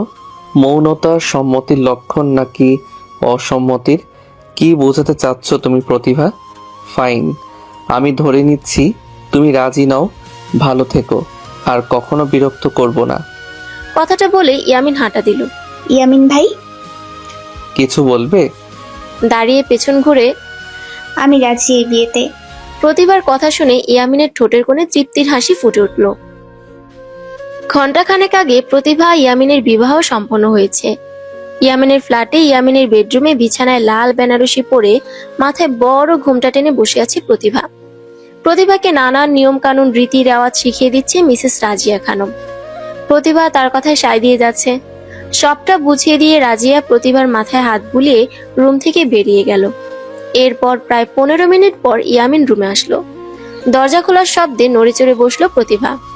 ইয়ামিন দরজা লক করে ভেতরে আসলো। রাজিয়া খানমের কথা অনুযায়ী প্রতিভা বিছানা থেকে নেমে ইয়ামিনকে সালাম করতে গেলে ইয়ামিন প্রতিভার 2 কাঁধ ধরে আটকে দিল। তোমার জায়গা আমার পদস্থলে নয় প্রতিভা, তোমার জায়গা আমার বক্ষস্থলে। এই নাও দেনমোহরের টাকা, গুনে নিও কিন্তু, এটা তোমার অধিকার। আরে গুনতে যাবো কেন? আপনি রাখুন টাকাগুলো, এগুলো আমার দরকার নেই। বললাম না এটা তোমার অধিকার? আমার দায়িত্ব আমি পালন করেছি। এবার এই টাকাগুলো দিয়ে তুমি কি করবে সেটা তোমার ব্যাপার। কিন্তু কাবার্ডে তোমার জন্য 3 পিস শাড়ি রাখা আছে। তুমি যেটাতে কমফোর্টেবল ফিল করো সেটা পরে অজু করে আসো। নফল নামাজ পড়বো দুজন। আজকের নামাজ পড়ে মোনাজাতে আল্লাহর কাছে আমাদের সুখী দাম্পত্যের প্রার্থনা করব। প্রতিভা ইয়ামিনের কথায় মুচকি হেসে সম্মতি দিল। কাবার্ড থেকে একটা খয়েরি রঙের সুতির শাড়ি, ব্লাউজ, পেটিকোট নিয়ে ওয়াশরুমে গেল সে। চেঞ্জ করে অজু করে এসে দেখে ইয়ামিন ফ্লোরে 2টো জায়নামাজ বিছিয়ে রেখেছে। প্রতিভাকে ওয়াশরুম থেকে বেরোতে দেখে ইয়ামিনও এবার ওয়াশরুমে গেল নিজে অজু করার জন্য। ইয়ামিন অজু করে আসার পর স্বামী স্ত্রী দুজনে মিলে নফল নামাজটা আদায় করে নিল। তারপর আল্লাহ তাআলার কাছে নিজেদের নতুন জীবন ও সুখী দাম্পত্যের জন্য প্রার্থনা করলো। সবশেষে প্রতিভা নিজেই জায়নামাজ গুছিয়ে জায়গা মতো রেখে দিল। ইয়ামিন কাবার্ড থেকে টি শার্ট আর ট্রাউজার বের করে আবারও ওয়াশরুমে গেল চেঞ্জ করার জন্য। চেঞ্জ করে এসে দেখে প্রতিভা বিছানায় পা দুলিয়ে বসে আছে মাথা নিচু করে। ইয়ামিন গিয়ে প্রতিভার পাশে বসতে সে নড়ে চড়ে উঠল। ইয়ামিন বেশ বুঝতে পারছে প্রতিভার অস্বস্তির কারণ। ইয়ামিন কিছু না বলে প্রতিভার হাত ধরে মুঠোবন্দি করে নিল। জানো প্রতিভা, আমি তোমাকে প্রথম দেখেছিলাম সেই পদ্মার পাড়ে, মন দিয়ে আর্ট করছিলে। বাতাসে তোমার ছোট চুলগুলো বারবার চোখের উপর পড়ায় নাক মুখ কুঁচকে নিচ্ছিলে অস্বস্তিতে। কপালে ভাঁজ পড়ছিল, স্কাই কালার 3 পিস পরিহিতা তোমাকে অপরূপ লাগছিল। আমার চোখে তোমাকে প্রকৃতি কন্যা মনে হয়েছিল। বাচ্চারা আপ্পি আপ্পি বলে যখন তোমাকে জড়িয়ে ধরেছিল, তোমার সেই তৃপ্তিময় হাসিতে আমি মরেছিলাম সেদিনই।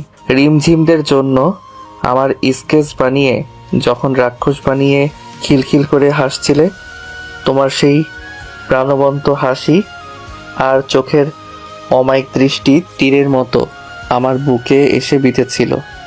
ঘায়েল করেছিল আমার মন, ভালোবেসে ফেলেছিলাম সেদিনই। কিন্তু ওই দিনের পর তোমার আর দেখা পাইনি।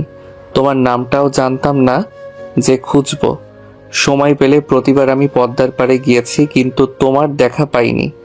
আল্লাহর কাছে প্রার্থনা করেছিলাম, আমার ভালোবাসা যদি পবিত্র ও সত্যি হয়, তাহলে সেই প্রকৃতি কন্যার সাথে আমার যেন আবার দেখা হয়। আল্লাহ আমাকে ফেরাননি। ওই দিন মেডিকেলে ব্লাড দিতে গিয়ে অবশেষে দেখা পেলাম তোমার। প্রথমে বুঝতে পারিনি, তবে সাইড থেকে বারবার কেমন চেনা চেনা মনে হচ্ছিল। নার্সের থেকে তোমার নাম জেনে নিয়ে তোমাকে যখন ডাকলাম, তুমি আমার দিকে ঘুরতেই বিশ্বাস করো হার্টবিট মিস করেছি 100%। সেদিনই জানতে পারলাম তুমি থ্যালাসেমিয়া রোগে আক্রান্ত। তবে বিশ্বাস করো, এতে তোমার প্রতি আমার সেই ভালোবাসা, ভালো লাগা এক বিন্দুও কমেনি। উল্টো তোমার সঙ্গে বন্ধুত্ব করার পর তোমার প্রতি আমার ভালোবাসা, শ্রদ্ধা আরও কয়েক গুণ বেড়ে গেছে। ছোট্ট এই জীবনে কম মানুষের সঙ্গে তো মিশিনি, কত কত মেয়ের সঙ্গে আলাপচারিতা হয়েছে। কাউকে দেখে মনের মধ্যে উথাল পাথাল হয়নি, যেটা তোমায় দেখে হয়েছিল। হ্যাঁ, বলতে পারো এটা সিনেমাটিক, সব ছেলের কমন ডায়লগ। আমি বলবো না তোমার ভাবনা ভুল নয়, হতে পারে এটা কমন ডায়লগ, তবে আমার ক্ষেত্রে বাস্তব। সিদ্ধান্ত তো সেই প্রথম দেখাতেই নিয়েছিলাম, বিয়ে করলে এই কন্যাকেই করব, এই মেয়েকেই জীবনসঙ্গী করব, ক্ষণস্থায়ী এই জীবনে এই মেয়ের সঙ্গে জীবনের ভালোবাসার সন্ধিক্ষণগুলো উপভোগ করব। সেদিন তোমাকে না আমি চিনতাম, না তোমার বিষয়ে কিছু জানতাম, তবুও তো ভালোবেসেছি। একটা রোগ কেন আমার ভালোবাসার পথে বাধা হয়ে দাঁড়াবে? মানুষ চাইলে কি না পারে, মৃত্যুকেও জয় করতে পারে। ভালোবাসি আমি তোমাকে, তোমার শরীরকে নয় তোমাকে। মৃত্যু তোমার সঙ্গে কাটাতে চাই। আল্লাহ যদি সেটা ভাগ্যে না রাখে, তবুও আফসোস নেই। মৃত্যু তোমার হাজব্যান্ড রূপে তোমার সঙ্গে কাটানো ভালোবাসার সন্ধিক্ষণগুলোর স্মৃতি আঁকড়ে অনায়াসে জীবন পার করে দিতেও আমার সমস্যা নেই। তোমার সঙ্গে বন্ধুত্ব করার পর তোমাকে আমার মনের কথাগুলো জানাতে চেয়েও পারিনি, কারণ তুমি এই বিয়ে সম্পর্ক থেকে দূরে থাকতে চেয়েছো। এসব বিষয়গুলো এড়িয়ে চলতে ভেবেছিলাম। আমি এগুলো বলার পর যদি আমার সঙ্গে বন্ধুত্বটাও নষ্ট করে ফেলো, আমার কি হবে? তাই সাহস করে বলতে পারিনি। কিন্তু আমি তো মানুষ, একজন প্রেমিক পুরুষ। ভীষণ লোভ হচ্ছিল নিজের প্রেয়সীকে একবার স্পর্শ করার, তার হাতটা আঁকড়ে ধরার, তাকে বুকের মাঝে আগলে রাখার। সেই লোভের বশে অবশেষে সব ভয়কে জয় করে তোমার মাকে সবটা জানালাম। আন্টিও রাজি হয়ে গেল। তবে ভয়টা থেকেই গিয়েছিল, তুমি রাজি হবে তো যদি ফিরিয়ে দাও আমাকে। আমি তোমাকে পাওয়ার জন্য তোমার এই রোগ সম্পর্কে অনেক স্টাডি করেছি, যাতে তোমাকে মানাতে পারি, বিয়ের পর সঠিকভাবে তোমার টেক কেয়ার করতে পারি। জীবনে সাকসেস হতে অনেক স্ট্রাগল করেছি। সাকসেস হওয়ার পরেও ততটা আনন্দ হয়নি যতটা আনন্দ হয়েছিল তুমি বিয়েতে রাজি হওয়ার পরে। নিজেকে একজন সার্থক সাকসেসফুল মানুষ মনে হয়েছিল আমার আমার কাছে তোমাকে নিজের করে পাওয়ার স্ট্রাগলটাই বেশি কঠিন ছিল। সব বাধা বিপত্তি পেরিয়ে অবশেষে আমাদের ভালোবাসার সন্ধিক্ষণ উপস্থিত হলো। ভালোবাসি প্রতিভা, অনেক ভালোবাসি তোমাকে। জানি না তোমার মনের গহীনে আমার জন্য কোনো অনুভূতি আছে কিনা, তবে জেনে রাখো আমার মনের গহীনের সবটা জুড়ে শুধু তোমারই বিচরণ। I love you. হাতের তালুতে চুমু দিয়ে প্রতিভা এতক্ষণ মন দিয়ে ইয়ামিনের কথাগুলো শুনছিল। নিজের অজান্তে চোখ থেকে গাল বেয়ে পানি পড়ছে ওর। এ পানি দুঃখের নয়, সুখের, আনন্দের। প্রতিভা, একটা অনুরোধ করব, রাখবে? হুম। আমার না ভীষণ লোভ হচ্ছে একবার তোমাকে জড়িয়ে ধরার, নিজের বুকে আগলে তোমাকে নিয়ে ঘুমানোর। বলতে পারো আমি লোভী, স্বীকার করতে আপত্তি নেই। হ্যাঁ, সত্যি আমি এ বিষয়ে লোভী। তুমি কি অনুমতি দেবে আমাকে? প্রতিভা প্রত্যুত্তরে কিছু না বলে উপর নিচে মাথা ঝাঁকিয়ে সম্মতি দিল। ইয়ামিন রাজ্য জয় করা হাসি দিয়ে জড়িয়ে ধরল প্রতিভাকে, যেন নিজের বুকের মাঝে ঢুকিয়ে নেবে। ইয়ামিনের মনে হচ্ছে সে যেন জীবনের সবটাই পেয়ে গেছে। প্রতিভাও ইয়ামিনকে জড়িয়ে ক্রমাগত সুখের অশ্রু বিসর্জন দিচ্ছে। নিজেকে কেমন যেন ভাগ্যবতী মনে হচ্ছে ওর। ওর মতো মেয়ের ভাগ্যে এত ভালোবাসা, এত ভালো একজন স্বামী লেখা ছিল। সে কি আদৌ এতটা পাওয়ার যোগ্যতা রাখে? এই মানুষটা যে একদম নিঃস্বার্থভাবে ওকে ভালোবাসে। তারও উচিত নিজের সবটা দিয়ে এই মানুষটাকে ভালোবাসা, নিজেকে উজাড় করে এই মানুষটার খেয়াল রাখা। আমিও আপনাকে ভালোবাসি ইয়ামিন। আপনার মতো একজন মানুষকে স্বামী রূপে পেয়ে আমি ধন্য। নিজেকে সৌভাগ্যবতী মনে হচ্ছে। আমি কি এত ভালোবাসা আপনার মতো একজনকে স্বামী রূপে পাওয়ার যোগ্যতা রাখি? ইয়ামিন প্রতিভাকে নিজের বুক থেকে সরিয়ে বৃদ্ধাঙ্গুলি দিয়ে প্রতিভার চোখের পানি মুছে দিল। এ চোখে আমি কখনো পানি দেখতে চাই না প্রতিভা। আমি চাই সারা জীবন তোমাকে হাসি খুশি রাখতে। ভালোবাসা এমন এক জিনিস যেখানে চাওয়া পাওয়া, যোগ্যতা এগুলোর স্থান নেই। যোগ্যতার কথা যদি তুলো তাহলে বলবো আমি কি আদৌ তোমার যোগ্য? আমি কি পারবো তোমার মাকে দেওয়া কথা রাখতে, তোমার ঠিক করে যত্ন নিতে? এভাবে বলবেন না প্লিজ। তাহলে যোগ্যতার প্রসঙ্গ টেনে এনো না। আল্লাহ তাআলা নিজেই জুটি তৈরি করে রাখেন, কার সঙ্গে কার বিয়ে হবে সেটা তিনি ঠিক করে রাখেন। আমার সঙ্গে তোমার জুটিটাও তিনি তৈরি করেছেন। তাই আজকে আমরা বিয়ের মতো পবিত্র বন্ধনে আবদ্ধ হয়ে একে অপরের সঙ্গে রয়েছি। আমি তোমাকে কথা দিচ্ছি প্রতিভা, আমি একজন আদর্শ স্বামী হওয়ার চেষ্টা করব। আজীবন তোমাকে রক্ষা করার চেষ্টা করব। নিজের সবটা দিয়ে তোমাকে রক্ষা করব, আগলে রাখবো। কখনো জেনে শুনে তোমার চোখে পানি আসতে দিব না। তোমার যত্নে কোনো ত্রুটি রাখবো না। আমিও আপনাকে কথা দিচ্ছি আমি একজন আদর্শ দায়িত্ববান স্ত্রী হওয়ার চেষ্টা করব। সমস্ত বিপদে আপদে আপনার পাশে থাকার চেষ্টা করব। আপনার ভালো মন্দ দেখার দায়িত্ব আমার। আমি নিজের দায়িত্ব সঠিকভাবে পালন করার চেষ্টা করব। অনেক ধকল গেছে আজ তোমার উপর দিয়ে। তোমার এত রাত জাগা ঠিক নয়, প্রবলেম হবে তোমার। ঘুমিয়ে পড়ো প্রতিভা। ইয়ামিন প্রতিভাকে নিজের বুকে টেনে নিয়ে শুয়ে পড়ল। অভ্যেস করে নাও, এখন থেকে আমৃত্যু আমার বুকেই তোমাকে ঘুমাতে হবে। জানো তো, স্বামীর বুক হলো মেয়েদের সবচেয়ে নিরাপদ ও শান্তির জায়গা। প্রতিভা মুচকি হেসে ইয়ামিনকে আঁকড়ে ধরল। ইয়ামিনও মুচকি হেসে প্রতিভার কপালে চুমু এঁকে দিল। আজ অনেক শান্তি লাগছে ওর।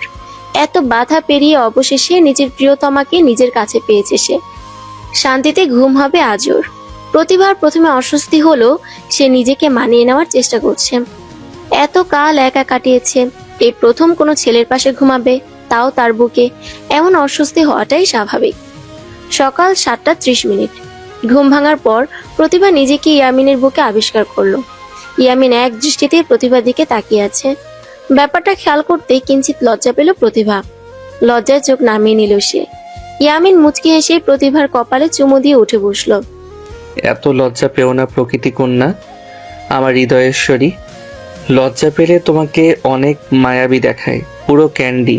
ঘুম থেকে ওঠার পর তোমাকে কতটা স্নিগ্ধ লাগছে সেটা কি জানো তুমি? কবে যেন হার্ট ফেল করে মারা যাই আমি। এতটা পাগল করো না আমার প্রাণেশ্বরী, এতে যে আমার প্রাণ যায়। মৃত্যুর কথা শুনে প্রতিভা দ্রুত ইয়ামিনের মুখে হাত দিল আলাই বালাই কাটি কালাই। ছু, একদম বাজে কথা বলবেন না আপনি। সকাল সকাল কি সব অশুভ কথা শুরু করেছেন? ফাইন, সরি বউ, আর বলবো না। যদি কখনো কিছু হয়, তুমি আছো তো, আমাকে বাঁচিয়ে নিও তুমি। প্রতিভাকে নিজের বাহুডোরে নিয়ে শান্তি লাগছে। এই বুকের মরুভূমিতে অবশেষে তুমি নামক বৃষ্টি নামলো বলো। আমি পরিপূর্ণ তোমাকে পেয়ে, পরিপূর্ণ আমার হৃদয়। ইহকালে আল্লাহ আমাকে যতটুকু দিয়েছেন সবটা নিয়েই আমি সন্তুষ্ট। আর কিছু চাই না আমার। ভালোবাসি প্রতিভা। আমিও আপনাকে ভালোবাসি। ও হে প্রিয়তমা, এভাবে লজ্জা পেও না। আমি তো এখনো কিছুই করিনি। এত লজ্জা পেলে কি হবে বলো? ইস, যাও ফ্রেশ হয়ে নাও। আমার তো কেউ নেই তুমি ছাড়া। আজ না হয় আমি তোমাকে ব্রেকফাস্ট করে খাওয়াই। না না, আপনাকে কষ্ট করতে হবে না। আমি আছি তো, আমি রান্না করব। অবশ্যই করবে, কিন্তু আজ নয়, কাল থেকে। আমি তোমাকে পরিপূর্ণ সহযোগিতা করব। জানো তো, স্ত্রীর প্রতিটি কাজে স্বামীর সাহায্য করা সুন্নত। যাও এখন ফ্রেশ হয়ে নাও। হুম। প্রতিভা ওয়াশরুমে ফ্রেশ হতে চলে গেল।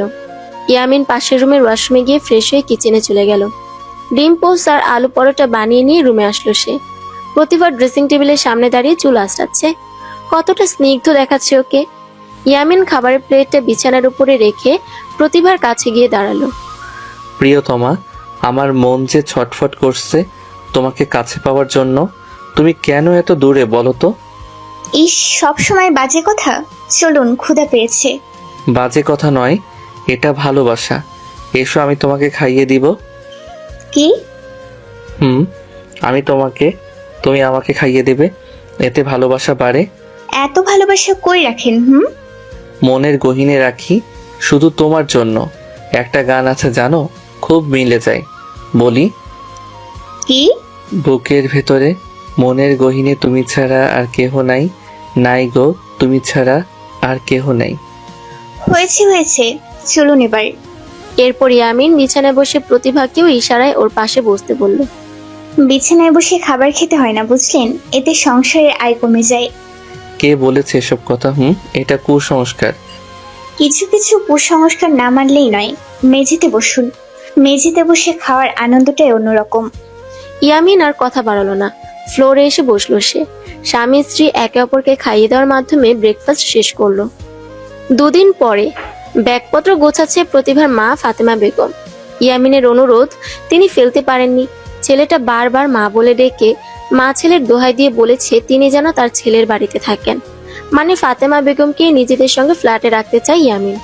ফাতেমা বেগম এতে আপত্তি জানালেও শেষ অবধি ইয়ামিনের কথা আর ফেলতে পারেননি। তবে তারও একটা শর্ত, সেটা হলো বসে বসে মেয়ের জামাইয়ের টাকায় তিনি চলবেন না। আগে যেমন দর্জির কাজ করে আয় করতেন, এখন এখানে থেকেও সেটা করবেন। ফাতেমা বেগমের ঘোর আত্মসম্মান বোধের কাছে হার মেনে ইয়ামিনও আর আপত্তি করেনি। ফেরানিতে প্রতিভাকে নিয়ে এ বাড়িতে এসে তার মাকেও সঙ্গে করে নিয়ে যাচ্ছে ইয়ামিন। বিয়ের পরে কেটে গেছে একটা বছর। আজ ইয়ামিন আর প্রতিভার বিবাহ বার্ষিকী। আর্ট স্কুলে জাঁকজমক আয়োজন করেছে ইয়ামিন। বেলুন, কৃত্রিম ফুল দিয়ে সাজানো হয়েছে সবটা। বিয়েতে যেহেতু অনুষ্ঠান হয়নি, তাই প্রথম বিবাহ বার্ষিকীতে ছোট্ট করে একটা অনুষ্ঠান হবে, আর সেটা এই আর্ট স্কুলে। এটা যে প্রতিভার প্রাণ ভোমরা। প্রতিভার চাচা চাচিদেরকেও ইনভাইট করা হয়েছে, যাতে ওনারা আসেন আর দেখেন প্রতিভার মতো মেয়েরাও সুখী থাকতে পারে, বিয়ে করে সংসার করতে পারে। হোক না সেটা ক্ষণস্থায়ী। পৃথিবীতে কেউই অবহেলা লাঞ্ছনার পাত্রী না। ফাতেমা বেগমও অনেক খুশি মেয়েকে একজন সঠিক ছেলের হাতে তুলে দিয়ে। বিগত 1 বছরে ছেলেটা প্রতিভার যত্ন আত্মীতে কোনো ত্রুটি রাখেনি। একজন কাজের লোকও রেখেছে যাতে প্রতিভার কষ্ট না হয়। প্রতি 1.5 মাস অন্তর অন্তর ইয়ামিন নিজে প্রতিভাকে মেডিকেল নিয়ে যায়, নিজে 3 মাস পর পর রক্ত দেয়। আর মাঝের মাসটাতে ইয়ামিনের এক কলিগ রক্ত দেয়, যার জন্য রক্ত নিয়ে এখন কোনো অসুবিধা হয় না প্রতিভার। প্রতিভা ইয়ামিনের সম্পর্কটাও আরো 5টা দম্পতির মতো স্বাভাবিক। তবে ইয়ামিন এখন অব্দি বাচ্চা নেওয়ার কথা মুখেও আনেনি, কারণ সে চায় না প্রতিভার কিছু হোক। সে প্রতিভাকে কিছুতেই হারাতে চায় না। স্কুলে সমস্ত বাচ্চাদের গার্জিয়ানরাও এসেছে। কেক কাটা, খাওয়া দাওয়ার পর্ব শেষ করে ইয়ামিন বাচ্চাদের সঙ্গে মেতে উঠল। ইয়ামিন যে বাচ্চা প্রেমী সেটা ভালো করেই বুঝতে পারছে প্রতিভা। নিজেকে কেমন অপরাধী মনে হচ্ছে ওর। আজ ওর জন্য ইয়ামিন বাবা হওয়ার সুখ আনন্দ থেকে বঞ্চিত। সে তো বাবা হওয়ার যোগ্যতা রাখে, সে ক্ষমতাও তার রয়েছে। অক্ষম তো প্রতিভা নিজে। এমন নয় যে সে বাচ্চা জন্ম দিতে পারবে না, কিন্তু বাচ্চাটাও যদি থ্যালাসেমিয়া রোগে আক্রান্ত হয়ে জন্ম নেয় তখন কি হবে? সেই যন্ত্রণাগুলো যে অনেক কষ্টকর। কোনো মাই চায় না তার সন্তানরা কষ্ট পাক। এই জন্যই প্রতিভা বাচ্চা নিতে চায় না। না, আমাকেই কিছু একটা করতে হবে। আমি তো বেশি দিন বাঁচবো না, হয়তো 9.5 বছর বাঁচবো। আর এরপর ইয়ামিনের কি হবে? তাকে আমি কখনোই সন্তান সুখ থেকে বঞ্চিত করতে পারবো না। তার অধিকার আছে বাবা হওয়ার। ও তো অক্ষম নয়। রিমের জড়িয়ে ধরায় ভাবনার জগৎ থেকে বের হলো প্রতিভা। মুচকে এসে রিমকে জড়িয়ে ধরে ওর কপালে চুমু দিল। মামনি, রাক্ষস আঙ্কেলকে দেখো, এতগুলো বাচ্চা পেয়ে আমাকে ভুলে গেছে। ঝিমটাও ওদের দলে যোগ দিয়েছে। এখন আমি কি করব? ইস, আমার যদি একটা ভাই বোন থাকতো, দুজন মিলে ঝিম আর রাক্ষস আঙ্কেলকে মজা দেখাতাম। তাই তোমার আরো ভাই বোন চাই বুঝি সোনা? এতগুলো। রিমঝিমের মা রাজিয়া এগিয়ে এসে দাঁড়ালো। কি হয়েছে প্রতিভা? পাজিটা আবার কি করেছে? কিছু না ভাবি, ও ভাই বোন নিয়ে আফসোস করছে। বেবি তো নিতেই পারেন। না গো, দুটো হয়ে গেছে, আর চাই না। আর তাছাড়াও ঝিমের বেলার সিজার করার সময় লাইগেশন করে নিয়েছি, আর বেবি হবে না। ও মামনি, তুমি আমাকে ভাই বোন এনে দাও, তাহলেই হবে। আমি ওর সঙ্গে সারা দিন খেলবো। রিমের মুখে এই কথা শুনে চুপ হয়ে গেল প্রতিভা। প্রতিভার মনের অবস্থা বুঝতে পেরে রাজিয়া রিমকে খেলতে পাঠিয়ে দিল। কিছু মনে করো না প্রতিভা, রিম বাচ্চা মানুষ, ও তো কিছু বোঝে না। আমাদের ইয়ামিনটাকে দেখো, বাচ্চা পেলে একদম মাথা ঠিক থাকে না। কি করে বাচ্চাদের সাথে খেলছে দেখো, শিং ভেঙে বাছুরের দলে যোগ দিয়েছে। আপনার দেবর খুব বাচ্চা পছন্দ করে, তাই না ভাবি? খুব। রিম যখন হলো, ইয়ামিন তো রিমকে কারোর কাছেই দেয় না। অফিসের কাজ শেষে রাত 11টা-12টার দিকে হলেও আমাদের বাড়িতে আসতো রিমকে আদর করার জন্য। ঝিমের বেলায়ও তাই, পাগল একটা। ও প্রতিভা আর কথা না বাড়িয়ে সেখান থেকে সরে এসে এক সাইডে চেয়ারে বসলো। নিজেকে কেমন অপরাধী অপরাধী লাগছে ওর। ইয়ামিন যতই বিয়ের জন্য পাগলামি করুক, ওর একদম রাজি হওয়া উচিত হয়নি। প্রতিভা চুপচাপ বসে আছে আর চোখের পানি মুছছে। হঠাৎ ওর সামনে লেবু পানির গ্লাস ধরলো কেউ। প্রতিভা মাথা তুলে দেখে একজন অপরিচিত মেয়ে। আপনি? আমি তোমার হাজবেন্ডের কলিগ। ইয়ামিন এটা পাঠালো, খেয়ে নাও। মেয়েটির কথা শুনে প্রতিভা সাইডে তাকাতে ইয়ামিন ইশারায় খেতে বলে, আবার বাচ্চাদের সঙ্গে মাস্তিতে যোগ দিল। প্রতিভা মেয়েটি থেকে গ্লাস নিয়ে খেয়ে নিল লেবু পানি। তোমার নাম তো প্রতিভা, তাই না? জি আপু। আমি লামিয়া। কেমন আছো? এই তো আলহামদুলিল্লাহ। ভাগ্য করে বর পেয়েছো গো। জানো, আমি কতগুলো বছর ধরে ইয়ামিনকে পটানোর চেষ্টা করছি, কিন্তু ও বারবার আমাকে রিজেক্ট করেছে। ওর নাকি কোনো মেয়েকে মনে ধরে না। অবশেষে তোমাকে মনে ধরলো, আমার বিয়েও করলো, আর আমি চিরকুমারী থেকে গেলাম। ভালোবাসেন ইয়ামিনকে? ভালোবাসি মানে খুব ভালোবাসি গো, কিন্তু আল্লাহ তো সবার কপালে সবাইকে রাখে না। ইয়ামিন আমার ভাগ্যে ছিল না, তাই ওকে পাইনি, তুমি পেয়েছো। আমি দূর থেকেই দেখি, ভালোবাসলে যে পেতেই হবে এমন কোনো কথা নেই। ভাগ্য তো সহায় হতেও পারে আপু। হতে পারে আপনি ইয়ামিনকে পেয়ে গেলেন। মানে কি বলতে চাচ্ছ তুমি? বাচ্চা দিতে পারবেন ইয়ামিনকে? হোয়াট? আপু, আমি চাই ইয়ামিন সুখে থাকুক। আমার মতো মেয়েকে নিয়েও কখনোই সুখী হবে না। কে বলেছে তোমাকে ইয়ামিন সুখী নয়? আমার মতে তোমাকে পেয়ে ইয়ামিন পৃথিবীর শ্রেষ্ঠ সুখী ব্যক্তি। ও তোমাকে ঠিক কতটা ভালোবাসে সেটা তোমার ধারণারও বাইরে প্রতিভা। আমাদের ভালোবাসার সন্ধিক্ষণ ক্ষণস্থায়ী ছিল আপু। আর কতদিনই বা বাঁচবো বলুন? আর আমাকে নিয়ে কোনো আফসোস নেই, বিশ্বাস করুন। আমি জানি ইয়ামিন আমাকে অনেক ভালোবাসে। আমি সত্যিই লাকি ওনার মতো একজন মানুষকে স্বামী রূপে পেয়ে। ওনাকে পেয়ে আমার জীবন সুন্দর হলেও ওনার জীবন যে থমকে গেছে আপু। উনি কতটা বাচ্চা প্রেমী দেখেছেন, আর আমি তো ওনাকে বাবা হওয়া থেকে বঞ্চিত করেছি। কি যাতা বলছো প্রতিভা? ইয়ামিনের বাচ্চা কাচ্চার কোনো প্রয়োজন নেই, সে তোমাকে নিয়ে সুখী। এই পৃথিবীতে আমি ছাড়া ওনার আর আপন বলতে কেউ নেই। আমি আর কয় বছর পর মরে যাব, তারপর ওনার কি হবে ভেবে দেখেছেন? আমি হিনা কাকে আঁকড়ে থাকবেন তিনি? একটা বাচ্চা হলে তাকে আঁকড়ে অন্তত বাঁচত। আমি ইয়ামিনকে খুব ভালোবাসি আপু।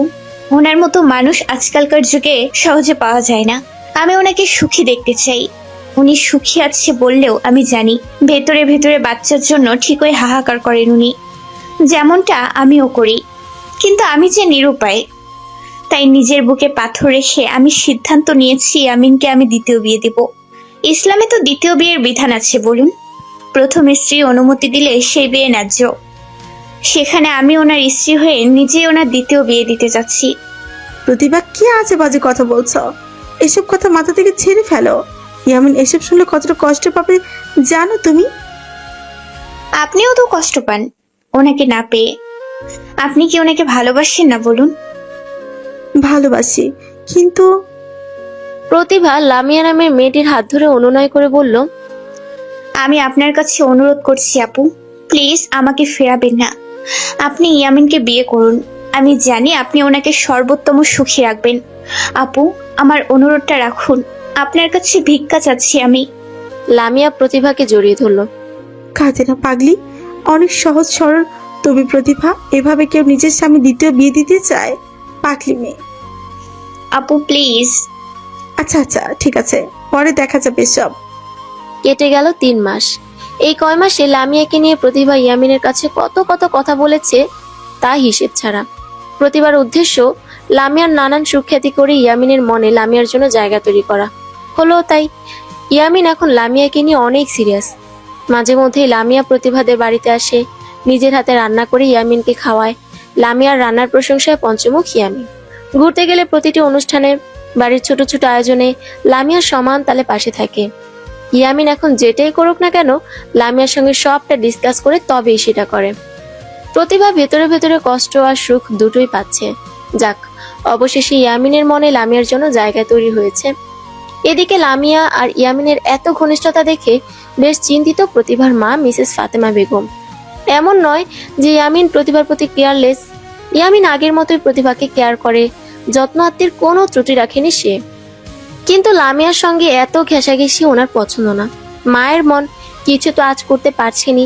মেয়ের সংসার নিয়ে উনি চিন্তিত, কারণ সংসারের ছোটখাটো সব বিষয় লামিয়ার কথা মতো, ওর ইচ্ছে মতো চলে।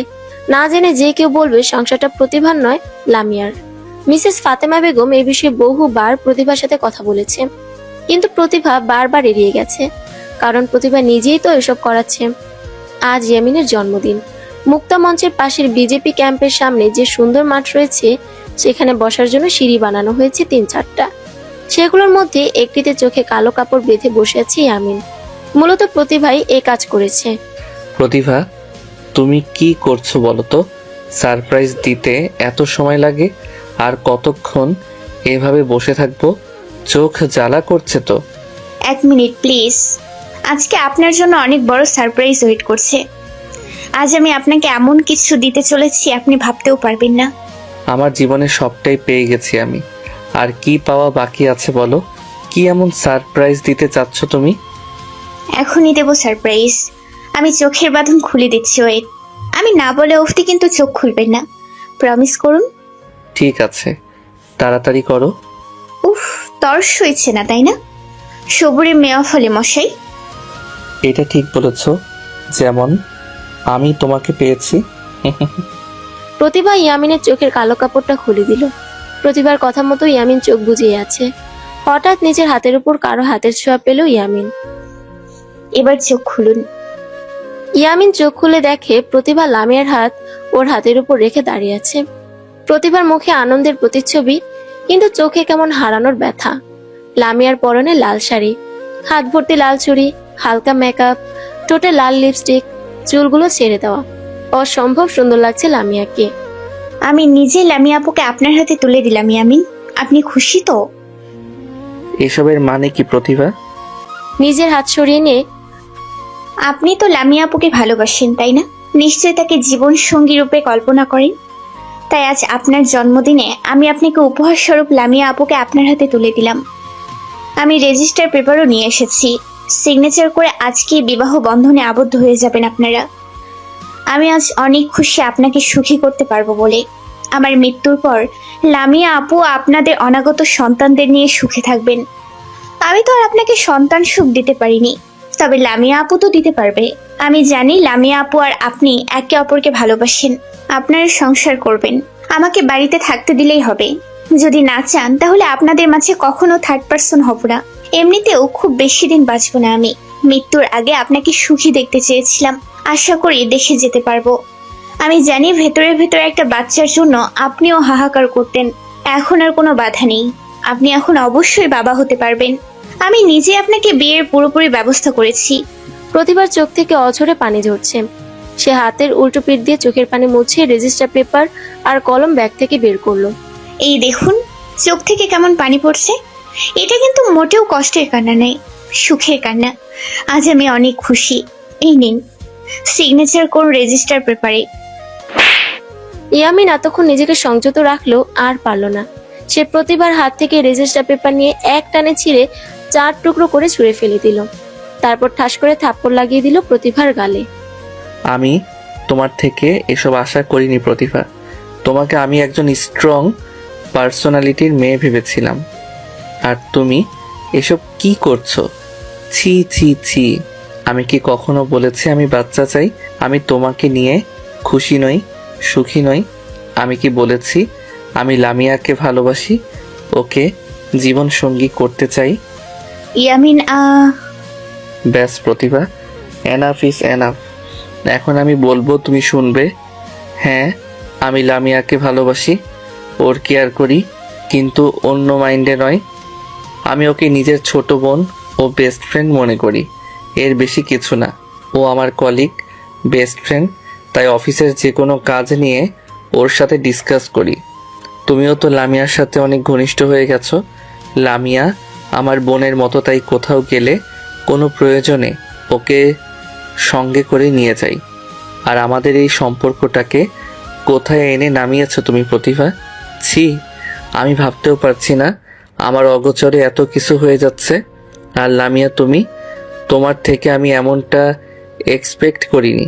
শেষে তুমিও, ছি। ইয়ামিন, বিশ্বাস করো, আমি প্রতিভাকে অনেকবার বুঝিয়েছিলাম, কিন্তু বারবার আমার কাছে অনুরোধ করে কান্নাকাটি করেছে। শেষ অবধি আমি না। শেষ অবধি ওকে না করতে পারোনি, তাই তো? আমাকে জানাতে পারতে এসব কথা, কিন্তু না, সেসব না করে তুমিও ওর সাথে যোগ দিলে। Wow, great. আমাকে কি দুজন খেলার পুতুল পেয়েছো তোমরা? নিজেদের যা মন চাইবে সেটাই করবে। তোমাকে আমি ভালোবাসি প্রতিভা। এই প্রতিদান দিলে তুমি। আমার ভালোবাসা কি এতটাই সস্তা মনে হয় তোমার কাছে যে বাচ্চার জন্য ভালোবাসার মানুষকে ছেড়ে দেব, বিকিয়ে দেব নিজের ভালোবাসা? আমার সম্বন্ধে তুমি এই ধারণা পোষণ করো? এতদিনে তুমি এই চিনেছ আমাকে, আমার ভালোবাসার উপর এই বিশ্বাস তোমার প্রতিভা? আমি কি এতদিনেও তোমার মনে আমার জন্য এতটুকু ভালোবাসা তৈরি করাতে পারিনি? কথাগুলো বলার সময় ইয়ামিনের গলা ধরে আসছে। চোখ থেকে ইতিমধ্যে কয়েক ফোঁটা পানিও ঝরে পড়েছে। কতটা কষ্ট পেলে ছেলে মানুষ কাঁদতে পারে। ইয়ামিন আজকে প্রতিভার কর্মে মাত্রাতিরিক্ত কষ্ট পেয়েছে। এই মৌন কষ্টের জের ধরেই তার কান্নার উৎপত্তি। এদিকে প্রতিভাও নিজের কর্ম আর মানসিকতার জন্য অনুতাপে ভুগছে। ওর দ্বারা আজকে অনেক বড় ভুল হয়ে গেছে। ইয়ামিনের ভালোবাসার দিকে প্রশ্নবোধক চিহ্ন তুলেছে ও। কি করে সহ্য করবে ইয়ামিন? এমন তো নয় যে প্রতিভা জানে না, বোঝে না ইয়ামিন ঠিক কতটা ভালোবাসে ওকে। ইয়ামিনের কথার প্রত্যুত্তরে ওর কিছু বলার নেই। কি বা বলবে ও? সত্যিই তো চরম রকমের ভুল প্লাস অন্যায় করে ফেলেছে ও। প্রতিভা চুপচাপ মাথা নিচু করে দাঁড়িয়ে আছে আর চোখের পানি ফেলছে। লামিও চুপচাপ মাথা নিচু করে দাঁড়িয়ে আছে প্রতিভার মতো। ওরও কিছু বলার নেই। প্রতিভাকে সাপোর্ট করে এতদূর আসা ওরও যে ভুল হয়ে গেছে। বড্ড বেশি লোভী হয়ে পড়েছিল সে ইয়ামিনকে পাওয়ার লোভ। এখন সেও আন্তরিকভাবে অনুতপ্ত। কেটে গেল কয়েকটা দিন। এই কয়দিনে ইয়ামিন প্রতিভার কেয়ার করলো, যথাসম্ভব এড়িয়ে চলে ওকে। ঠিকমতো সময় দেয় না, রাত করে বাড়ি ফেরে যখন প্রতিভা ঘুমিয়ে পড়ে। সকালেও তাড়াতাড়ি করে উঠে অফিসে চলে যায়। প্রতিভার টেক কেয়ারের জন্য একটা নার্স রেখে দিয়েছে, যাতে প্রতিভার যত্ন আত্মের কোনো ত্রুটি না হয়। প্রতিভার মা মিসেস ফাতেমা বেগম সহ সবার সঙ্গে নর্মাল বিহেভিয়ার করলেও প্রতিভার সঙ্গে কোনো কথা বলে না ইয়ামিন। ওই দিনের ওই ঘটনার পর থেকে প্রতিভার সঙ্গে কোনো কথা হয়নি তার। কি করে কথা বলবে? বড্ড অভিমান হয়েছে যে। এদিকে প্রতিভাও ইয়ামিনের সঙ্গে কথা বলার সাহস পায় না। একটা সরি যে বলবে সেই ক্ষমতাটাও নেই। কেমন ইতস্তত বোধ হয়। ইয়ামিনের এমন ইগনোরের জন্য প্রতিভাও কষ্ট পাচ্ছে। কষ্ট তো পাচ্ছে দুজনেই, একজন অভিমানে আর আরেকজন অপরাধ বোধে। এই কয়দিনে প্রতিভা বহুবার চেষ্টা করেছে ইয়ামিনের সঙ্গে কথা বলার, কিন্তু সেই সুযোগটাই পায়নি, কারণ ইয়ামিন রাতে দেরি করে ফেরে। হাই পাওয়ারের ওষুধের জন্য প্রতিভা জেগে থাকতে পারে না। আবার সকালে প্রতিভার ঘুম ভাঙার আগেই ইয়ামিন চলে যায়। অফিসে নিজের ডেস্কে বসে আছে ইয়ামিন। ল্যাপটপে নতুন এক গেম সফটওয়্যার তৈরি করার চেষ্টা করছে সে। লামিয়া এসে ইয়ামিনের পাশে দাঁড়ালো। ইয়ামিন স্যার, বলো। টাইপিং করতে করতে, আমি সত্যি লজ্জিত ওই দিনের জন্য। আসলে আমি ইটস ওকে, বাদ দাও এসব, আমি কিছু মনে করিনি। তাহলে প্রতিভার সাথে এমন করছেন কেন? ও তো বাচ্চা মেয়ে, একটা ভুল করে ফেলেছে। ও কি ক্ষমা করা যায় না? আপনিও তো ওকে ভালোবাসেন, প্রতিভা আপনাকে ভালোবাসে। কষ্ট তো দুজনেই পাচ্ছেন, ওকে ক্ষমা করে দিন না। ভালোবাসলেই ক্ষমা করতে নেই। কখনো কখনো নিজের ব্যক্তিত্ব, সততা, আত্মসম্মান বোধ এবং নিজস্বতাকে শ্রদ্ধা করার জন্য হলেও নিজ হৃৎপিণ্ডকে কষ্ট দিতে হয়। লামিয়া আর কিছু বলল না। ইয়ামিনের কথার পরিপ্রেক্ষিতে ওর কিছুই বলার নেই, তাই চুপচাপ ইয়ামিনের কাছে থেকে চলে আসলো ও। রাত 11টার পর অফিসের কাজ শেষ করে বাসায় আসলো ইয়ামিন। নিজেতে বেডরুমে ঢুকে দেখে রুমে বাল্ব চলছে, প্রতিভা বিছানায় নেই। এখন তো ওর ঘুমিয়ে থাকার কথা, গেল কোথায় মেয়েটা? হয়তো ওর মায়ের রুমে আছে। ইয়ামিন মিসেস ফাতেমা বেগমের রুমের দিকে যেতে গিয়েও গেল না। বৃদ্ধা মানুষ, হয়তো মেয়েকে নিয়ে ঘুমিয়ে পড়েছে। এত রাতে ডাকাডাকি করা ঠিক হবে না। দীর্ঘশ্বাস ছেড়ে ইয়ামিন বিছানায় বসে নিজের পায়ের মোজা খুলতে লাগলো। অনেক বেশি টায়ার্ড লাগছে ওর। ইয়ামিন মোজা খুলে ড্রেস চেঞ্জ করে ফ্রেশ হওয়ার জন্য ওয়াশরুমের দিকে পা বাড়াতেই ওয়াশরুম থেকে বেরিয়ে আসলো প্রতিভা। চোখ মুখ ভেজা আর কেমন একটা ফ্যাস ফ্যাসে ফোলা ফোলা লাগছে, হয়তো কান্না করেছে। প্রতিভাকে এভাবে দেখে ইয়ামিনের বুকে চিনচিনে ব্যথা অনুভূত হলো। মনে হচ্ছে একটু বেশি কষ্ট দিয়ে ফেলেছে ও প্রতিভাকে। তবুও মেয়েটাকে এতটুকু শিক্ষা দেওয়া উচিত ছিল। না, আর কষ্ট দেওয়া যাবে না, অনেক হয়েছে। ফ্রেশ হয়ে এসে ওর সাথে কথা বলবো। এত রাতে জেগে আছে কেন? জেগে থাকার তো কথা না।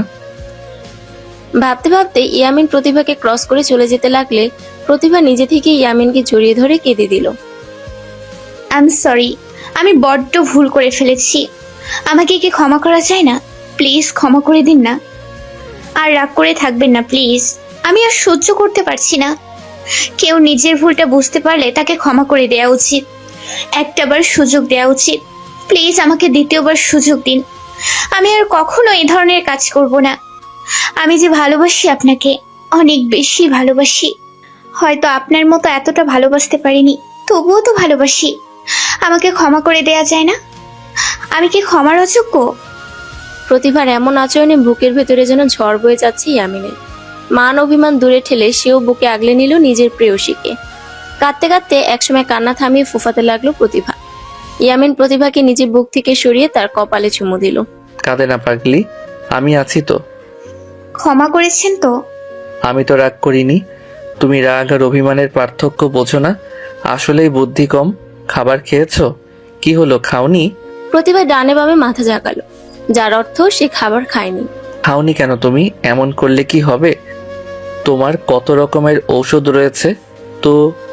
ঔষধ খেলে ঘুম পাই, জেগে থাকতে পারি না। তাই আজকে খাবার ওষুধ কিছুই খাইনি, যাতে আপনার সঙ্গে কথা বলতে পারি। ও শিট, বিউটি নার্সের নাম। এত কেয়ারলেস কি করে হতে পারলো? ওর উপর পুরো রেসপন্সিবিলিটি দিয়েছিলাম আমি। বিউটি আপুকে কিচ্ছু বলবেন না প্লিজ, ওনার কোনো দোষ নেই। আপু অনেক চেষ্টা করেছে আমাকে খাওয়ানোর, আমিই খাইনি। আম্মুও বলেছিল খাওয়ার জন্য, আমি কারোর কথাই শুনিনি।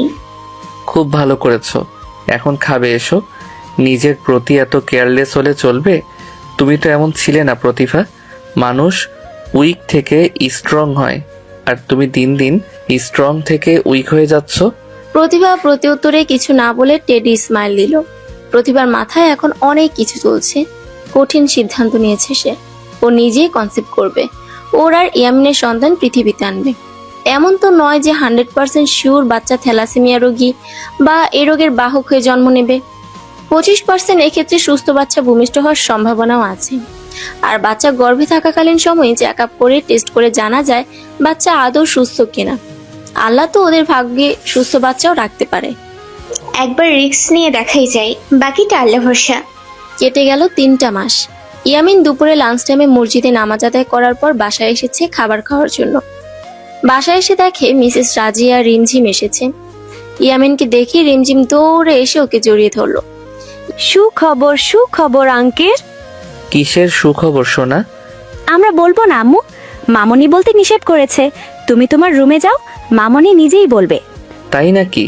সারপ্রাইজ আছে মনে হচ্ছে। তাই তো। রিমঝিম, কি বলছো তোমরা আঙ্কেলকে?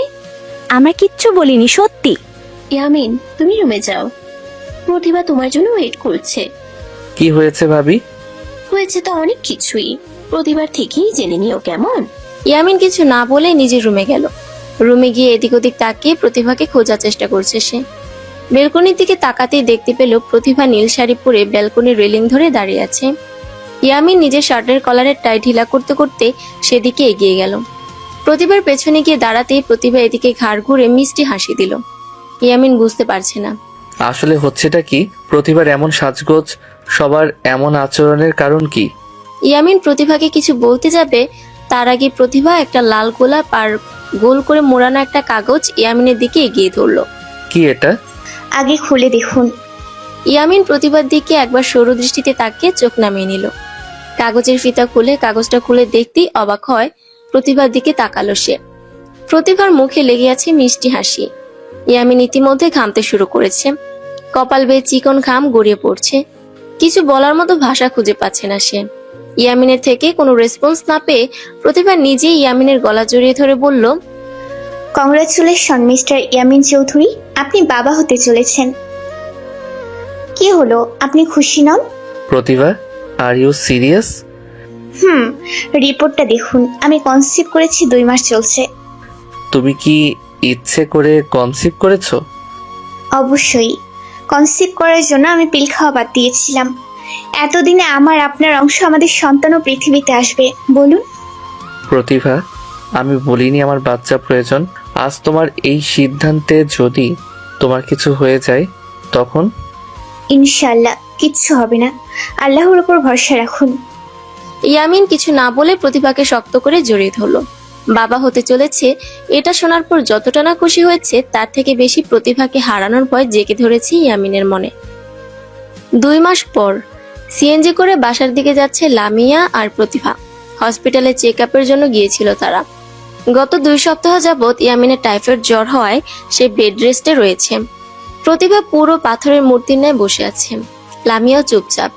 টেস্ট রিপোর্টে ধরা পড়েছে প্রতিভার অনাগত সন্তান থ্যালাসেমিয়ায় আক্রান্ত। এটা জানার পর থেকে প্রতিভা কেমন চুপচাপ হয়ে গেছে। লামিয়া অনেক চেষ্টা করেছে কথা বলার, কিন্তু প্রতিভার কোনো সাড়া নেই। বাসায় এসে দেখে ইয়ামিন কুশন কোলে নিয়ে সোফায় বসে আছে। মিসেস ফাতেমা বেগম লামিয়া আর প্রতিভাকে দেখে দ্রুত পানি আনতে গেলেন। ইয়ামিন ওদের উদ্দেশ্যে প্রশ্ন ছুড়ে দিল, টেস্ট করিয়েছো? প্রতিভা কোনো জবাব না দিয়ে চুপচাপ নিজেদের রুমে চলে গেল। কি হয়েছে লামিয়া, সব ঠিক আছে তো? প্রতিভা এমন চুপচাপ কেন? কিছু না বলে এভাবে চলে গেল।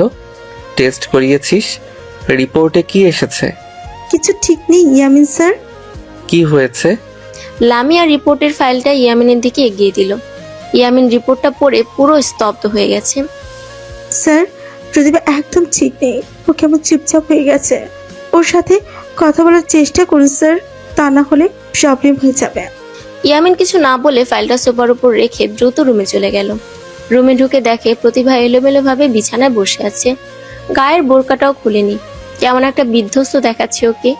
ইয়ামিন এগিয়ে গিয়ে প্রতিভার পাশে বসে প্রতিভাকে বুকে জড়িয়ে নিল। ইয়ামিনের সংস্পর্শে সে ঢুকরে কেঁদে উঠল প্রতিভা। কাঁদছো কেন তুমি? পাগলি মেয়ে, এভাবে কান্না করতে আসে নাকি? সব ঠিক হয়ে যাবে। কিচ্ছু ঠিক হবে না, কিচ্ছু ঠিক হওয়ার নেই। আমাদের সন্তান যদি জীবিত অবস্থায় জন্ম নেয়, আল্লাহ যদি ওকে হায়াত দান করে, তাহলে সারা জীবন আমার মতো এত যন্ত্রণা সহ্য করে বাঁচতে হবে। আমি তো এমন চাইনি। আল্লাহর কাছে দিন রাত প্রার্থনা করেছি, আমার সাথে যা হয়েছে হয়েছে, যা হবার হবে, কিন্তু আমার সন্তানকে সুস্থভাবে পৃথিবীতে এনে দাও, সে যেন একদম সুস্থ থাকে। তাহলে কেন এমন হলো বলুন? প্রতিভা নানান প্রলাপ বকছে আর ঢুকরে ঢুকরে কাঁদছে। ইয়ামিন কি বা বলবে? সবই আল্লাহর ইচ্ছে। এর উপর তো কারোর হাত নেই। প্রতিভা, শান্ত হও। আমাদের সন্তান পৃথিবীতে আসার পর থেকেই আমরা ওর ট্রিটমেন্ট করাবো। তুমি তো জানো এখনকার চিকিৎসা ব্যবস্থা কতটা উন্নত। আশা করি রোগের উপসর্গ তীব্র হবে না। আমি রিসেন্টলি পড়েছি থ্যালাসেমিয়া চিকিৎসা সম্পর্কে। নিয়মিত রক্ত পরিসঞ্চালন, রক্তের আয়রন কমানোর ওষুধ প্রয়োগ, জটিলতার নির্ণয় ও নিয়মিত চিকিৎসকের পরামর্শ নেওয়া, প্লীহা বড় হলে সার্জারি করে ফেলে দেওয়া, ক্ষেত্র বিশেষে এই চিকিৎসার শরণাপন্ন হতে হবে। অস্থি মজ্জা প্রতিস্থাপন পদ্ধতির মাধ্যমে থ্যালাসেমিয়া রোগীর শরীর থেকে পুরোপুরি নির্মূল করা যায়। আপন ভাই বোন বা বাবা মা যদি সুস্থ বাহক হয় আর তার সঙ্গে যদি 100% HLA ম্যাচ হয়, তবে তার শরীরের স্টেম সেল নিয়ে রোগীর শরীরে প্রতিস্থাপন করা হয়। এতে 90% ক্ষেত্রে সফলতার সঙ্গে রোগ মুক্ত করা যায়। এই HLA এর পূর্ণরূপ হলো হিউম্যান লিউকোসাইট অ্যান্টিজেন। এটি মানুষের মধ্যে উপস্থিত MHC জিন কমপ্লেক্সের একটি রূপ। আমরা আমাদের সন্তানকে প্রপার ট্রিটমেন্ট করাবো, বুঝেছো? এখন কান্না বন্ধ করো। এর উপর তো আমাদের কোনো হাত নেই, সবই আল্লাহর ইচ্ছা। তুমি এভাবে যদি ভেঙে পড়ো তাহলে কিভাবে সব ঠিক থাকবে বলো? শক্ত হও তুমি। তুমি একজন মা, মায়েদের সবসময় শক্ত থাকতে হবে নিজের সন্তানের জন্য। ফ্রেশ হও তো। কি অবস্থা করেছো নিজের, পুরো পাগলি দেখাচ্ছে। এরকম করলে কিন্তু আমাদের সন্তান তোমাকে পাগলি বলবে, পেতনি বলবে। তখন কেমন লাগবে বলো তো? হায় হায়, আমার এত সুন্দরী কিউট মিষ্টি একটা বউ কিনা শেষে পাগলি আর পেতনি হয়ে যাবে। ভাবতেই কেমন লাগছে আমার। জাস্ট ইমাজিন করো। কে? থামুন তো, সবসময় বাজে কথা। কেটে গেল কয়েকটা দিন। প্রতিবার ব্লাড নেওয়ার ডেট ওভার হয়ে গেছে। এত চেষ্টা করেও ও নেগেটিভ গ্রুপের কোনো ডোনার পাওয়া যাচ্ছে না। গত মাসে ইয়ামিনের সেই কলিগ ব্লাড দিয়েছিল। 3 মাস না হলে তো সে আর ব্লাড দিতে পারবে না। এছাড়া তিনি বউ বাচ্চা নিয়ে ঘুরতে গেছেন।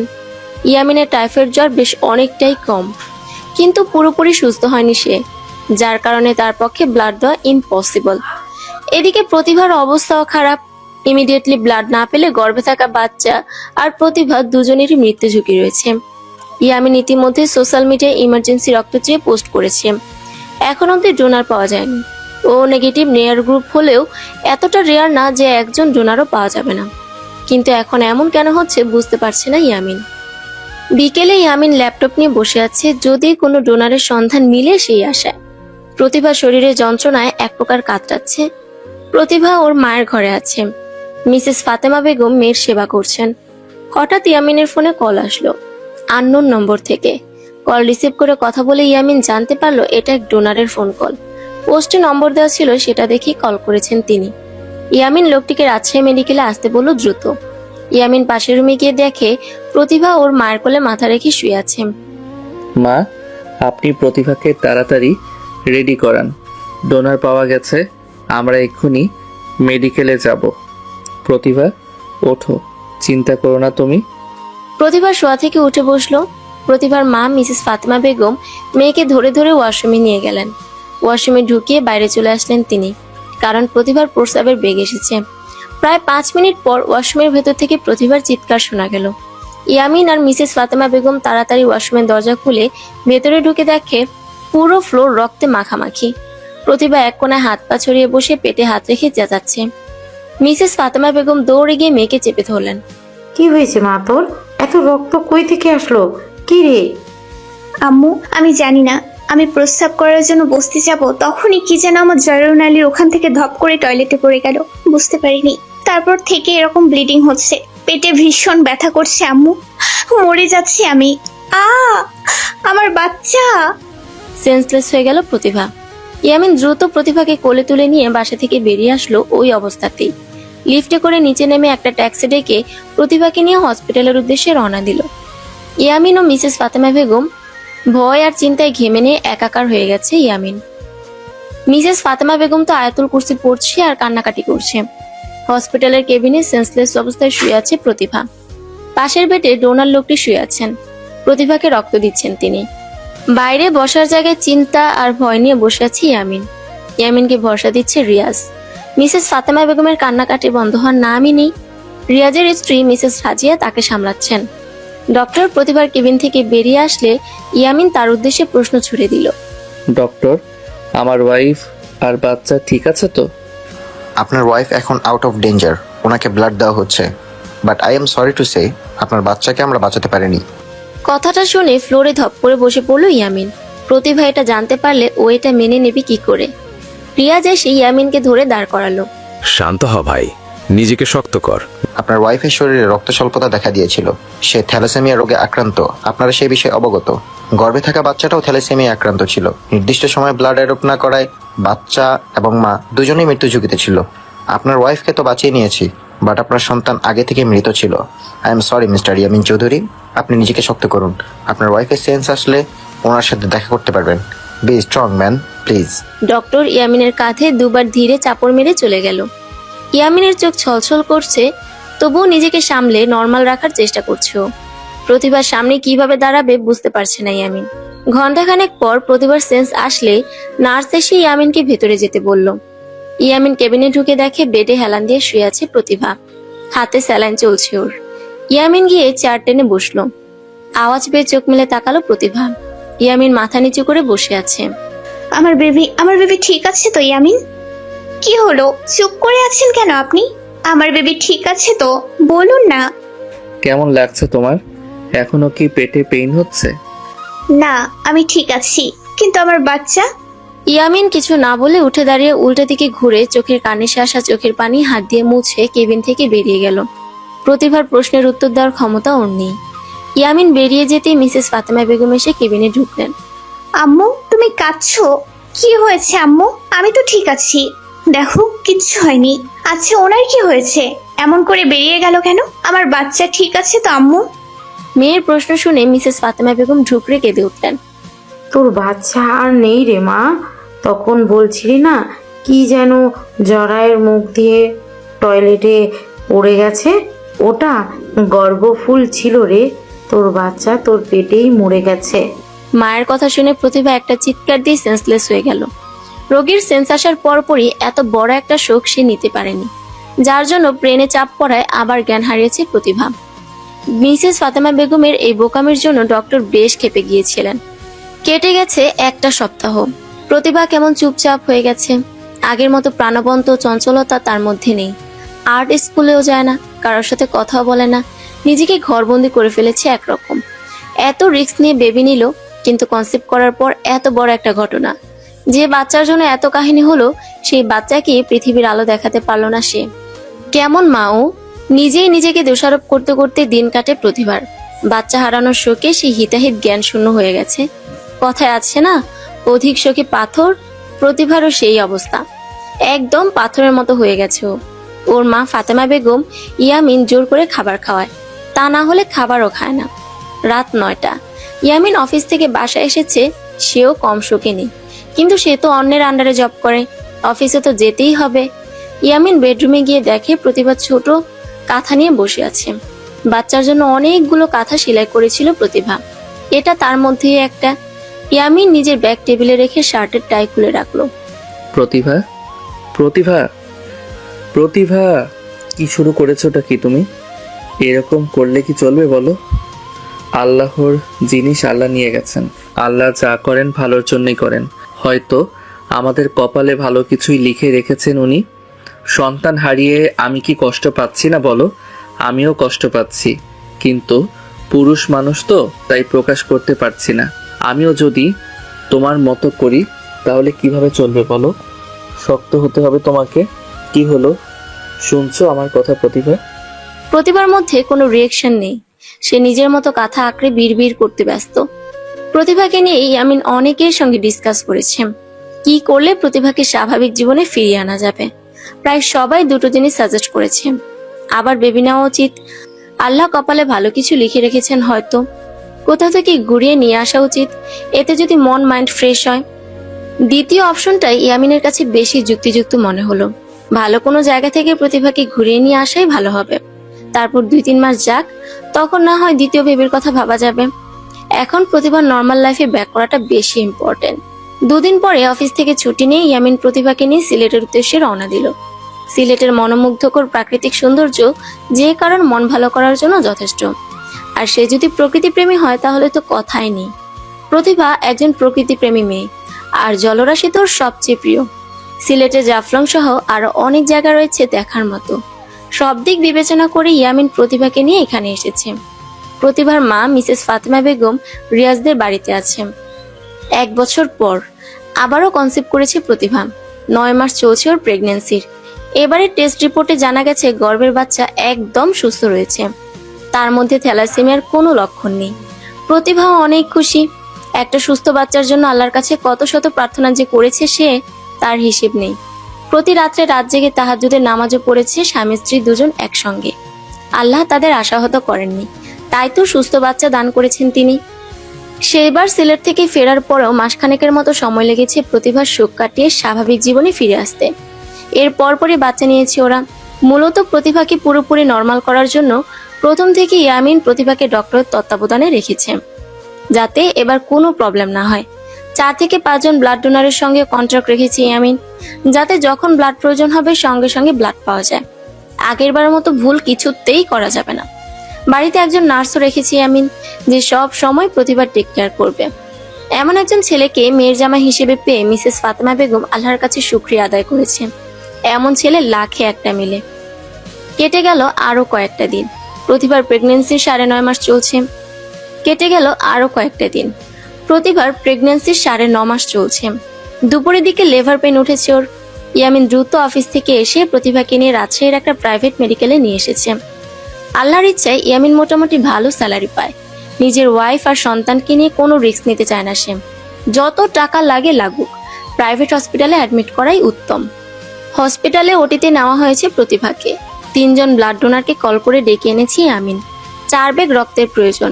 3 ব্যাগ রক্ত ডোনাররা দিবে, আর বাকি 1 ব্যাগ রক্ত ইয়ামিন নিজেই দেবে। ইয়ামিন, রিয়াজ, রাজিয়া, রিমঝিম ওটির বাইরে করিডোরে অপেক্ষা করছেন। মিসেস ফাতেমা বেগম বাসায় নামাজ পড়ে নিজের মেয়ের জন্য প্রার্থনা করছেন। মনে মনে যত দোয়া কালেমা আছে ইতিমধ্যে সব পড়ে ফেলেছে ইয়ামিন। ভয় চিন্তায় হাত পা ঠান্ডা হয়ে আসছে ওর, না জানি কি হয়। ঘাবড়াস না বন্ধু, ইনশাআল্লাহ খারাপ কিছু হবে না। আল্লাহর উপর ভরসা রাখ, তিনি পরম করুণাময়, দয়ালু। প্রায় 40 মিনিট পর একজন নার্স ওটি থেকে বের হলেন। সিস্টার, সব ঠিক আছে তো? আমার ওয়াইফ ইমিডিয়েটলি ব্লাড প্রয়োজন। আমাদের ব্লাড ব্যাংকে ও ব্লাড নেই। আপনাদের মধ্যে চলুন, আমি দিচ্ছি রক্ত। আমার ব্লাড গ্রুপ ও নেগেটিভ। ওকে স্যার, আপনি আসুন আমাদের সাথে। ইয়ামিন নার্সের সাথে ওটিতে ঢুকলো। প্রায় 30 মিনিট পর একজন নার্স তোয়ালে জড়ানো একটা ছোট্ট ফুটফুটে বাচ্চাকে নিয়ে ওটি থেকে বের হলো। মেয়ে হয়েছে। রাজিয়া নার্সের থেকে বাবুকে কোলে নিল। এরপর প্রায় 20 মিনিট পর ইয়ামিন ওটি থেকে বের হলো। ব্লাড দেওয়া শেষ। 10 মিনিট ব্রেক নিয়ে আরেকজন ব্লাড দেবে আবার। ঘন্টাখানেক পর প্রতিভাকে কেবিনে দেওয়া হবে। কংগ্রাচুলেশনস ব্রাদার, মেয়ের বাবা হয়েছিস। রিয়াজ এগিয়ে এসে ইয়ামিনকে জড়িয়ে ধরে পিঠ চাপড়ে বলল, ভাই, তোমার মেয়ের ফেস কিন্তু প্রতিভার মতোই হয়েছে, তবে নাকটা তোমার মতো। রিমঝিম তো বাবুকে পেয়ে ভীষণ খুশি। দুজনেই বাবুকে কোলে নেওয়ার জন্য জিদ করছে। ওরাও ছোট মানুষ, যদি হাত থেকে পড়ে যায়, তাই ওদের কাছে বাবুকে দিচ্ছে না রাজিয়া। ইয়ামিন এগিয়ে এসে মিসেস রাজিয়ার থেকে নিজের কন্যা সন্তানকে কোলে তুলে নিল। ছোট্ট একটা বাচ্চা পিট পিট করে ইয়ামিনের দিকে তাকাচ্ছে। প্রথম বাবা হওয়ার সুখ যে পরম সুখ। ইয়ামিনের এখন নিজেকে পরিপূর্ণ মানুষ বলে মনে হচ্ছে। প্রতিভা নিজের জীবন বাজি রেখে এই মেয়েকে জন্ম দিয়েছে, শুধু ইয়ামিনকে পরিপূর্ণ করার জন্য। প্রতিভা আজ সার্থক। ইয়ামিন বাচ্চাটার কপালে ছোট্ট করে একটা চুমু এঁকে দিল। প্রতিভাকে কেবিনে দেওয়া হয়েছে।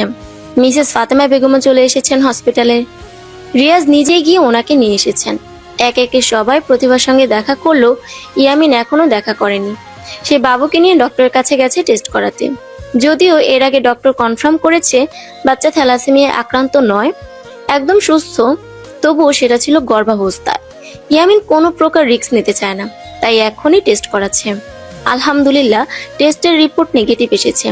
দ্যাটস মিন বাবু একদম সুস্থ। ইয়ামিন, প্রতিভা তোর অপেক্ষা করছে, যাবি না? চলো। এবার ইয়ামিন বাবুকে নিয়ে কেবিনে ঢুকলো।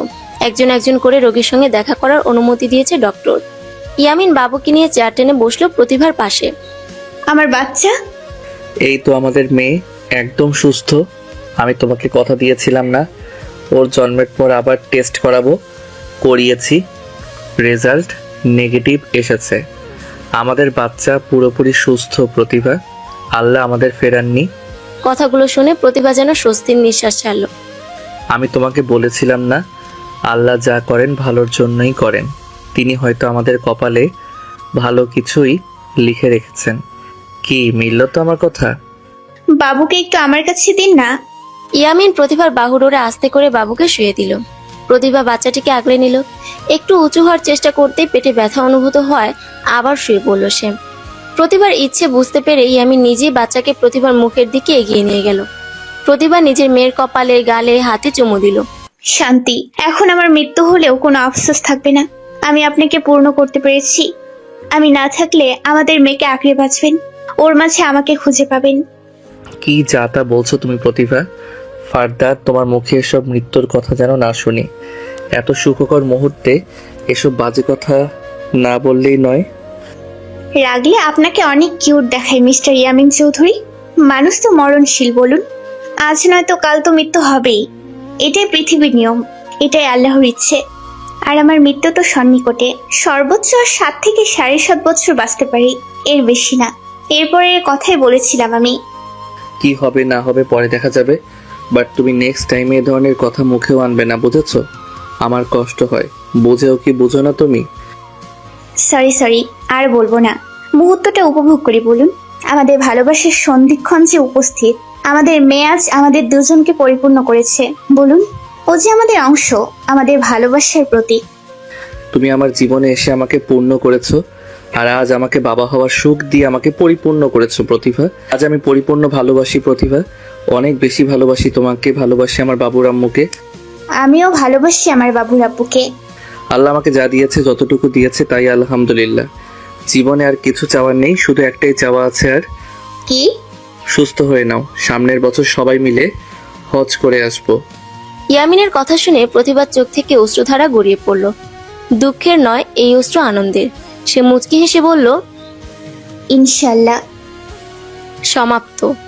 অবশেষে শেষ করলাম গল্পটা। বাস্তবের সঙ্গে মিলিয়ে লেখার চেষ্টা করেছি। থ্যালাসেমিয়া রোগ সম্পর্কে যতটুকু সম্ভব সঠিক তথ্য দেওয়ার চেষ্টা করেছি।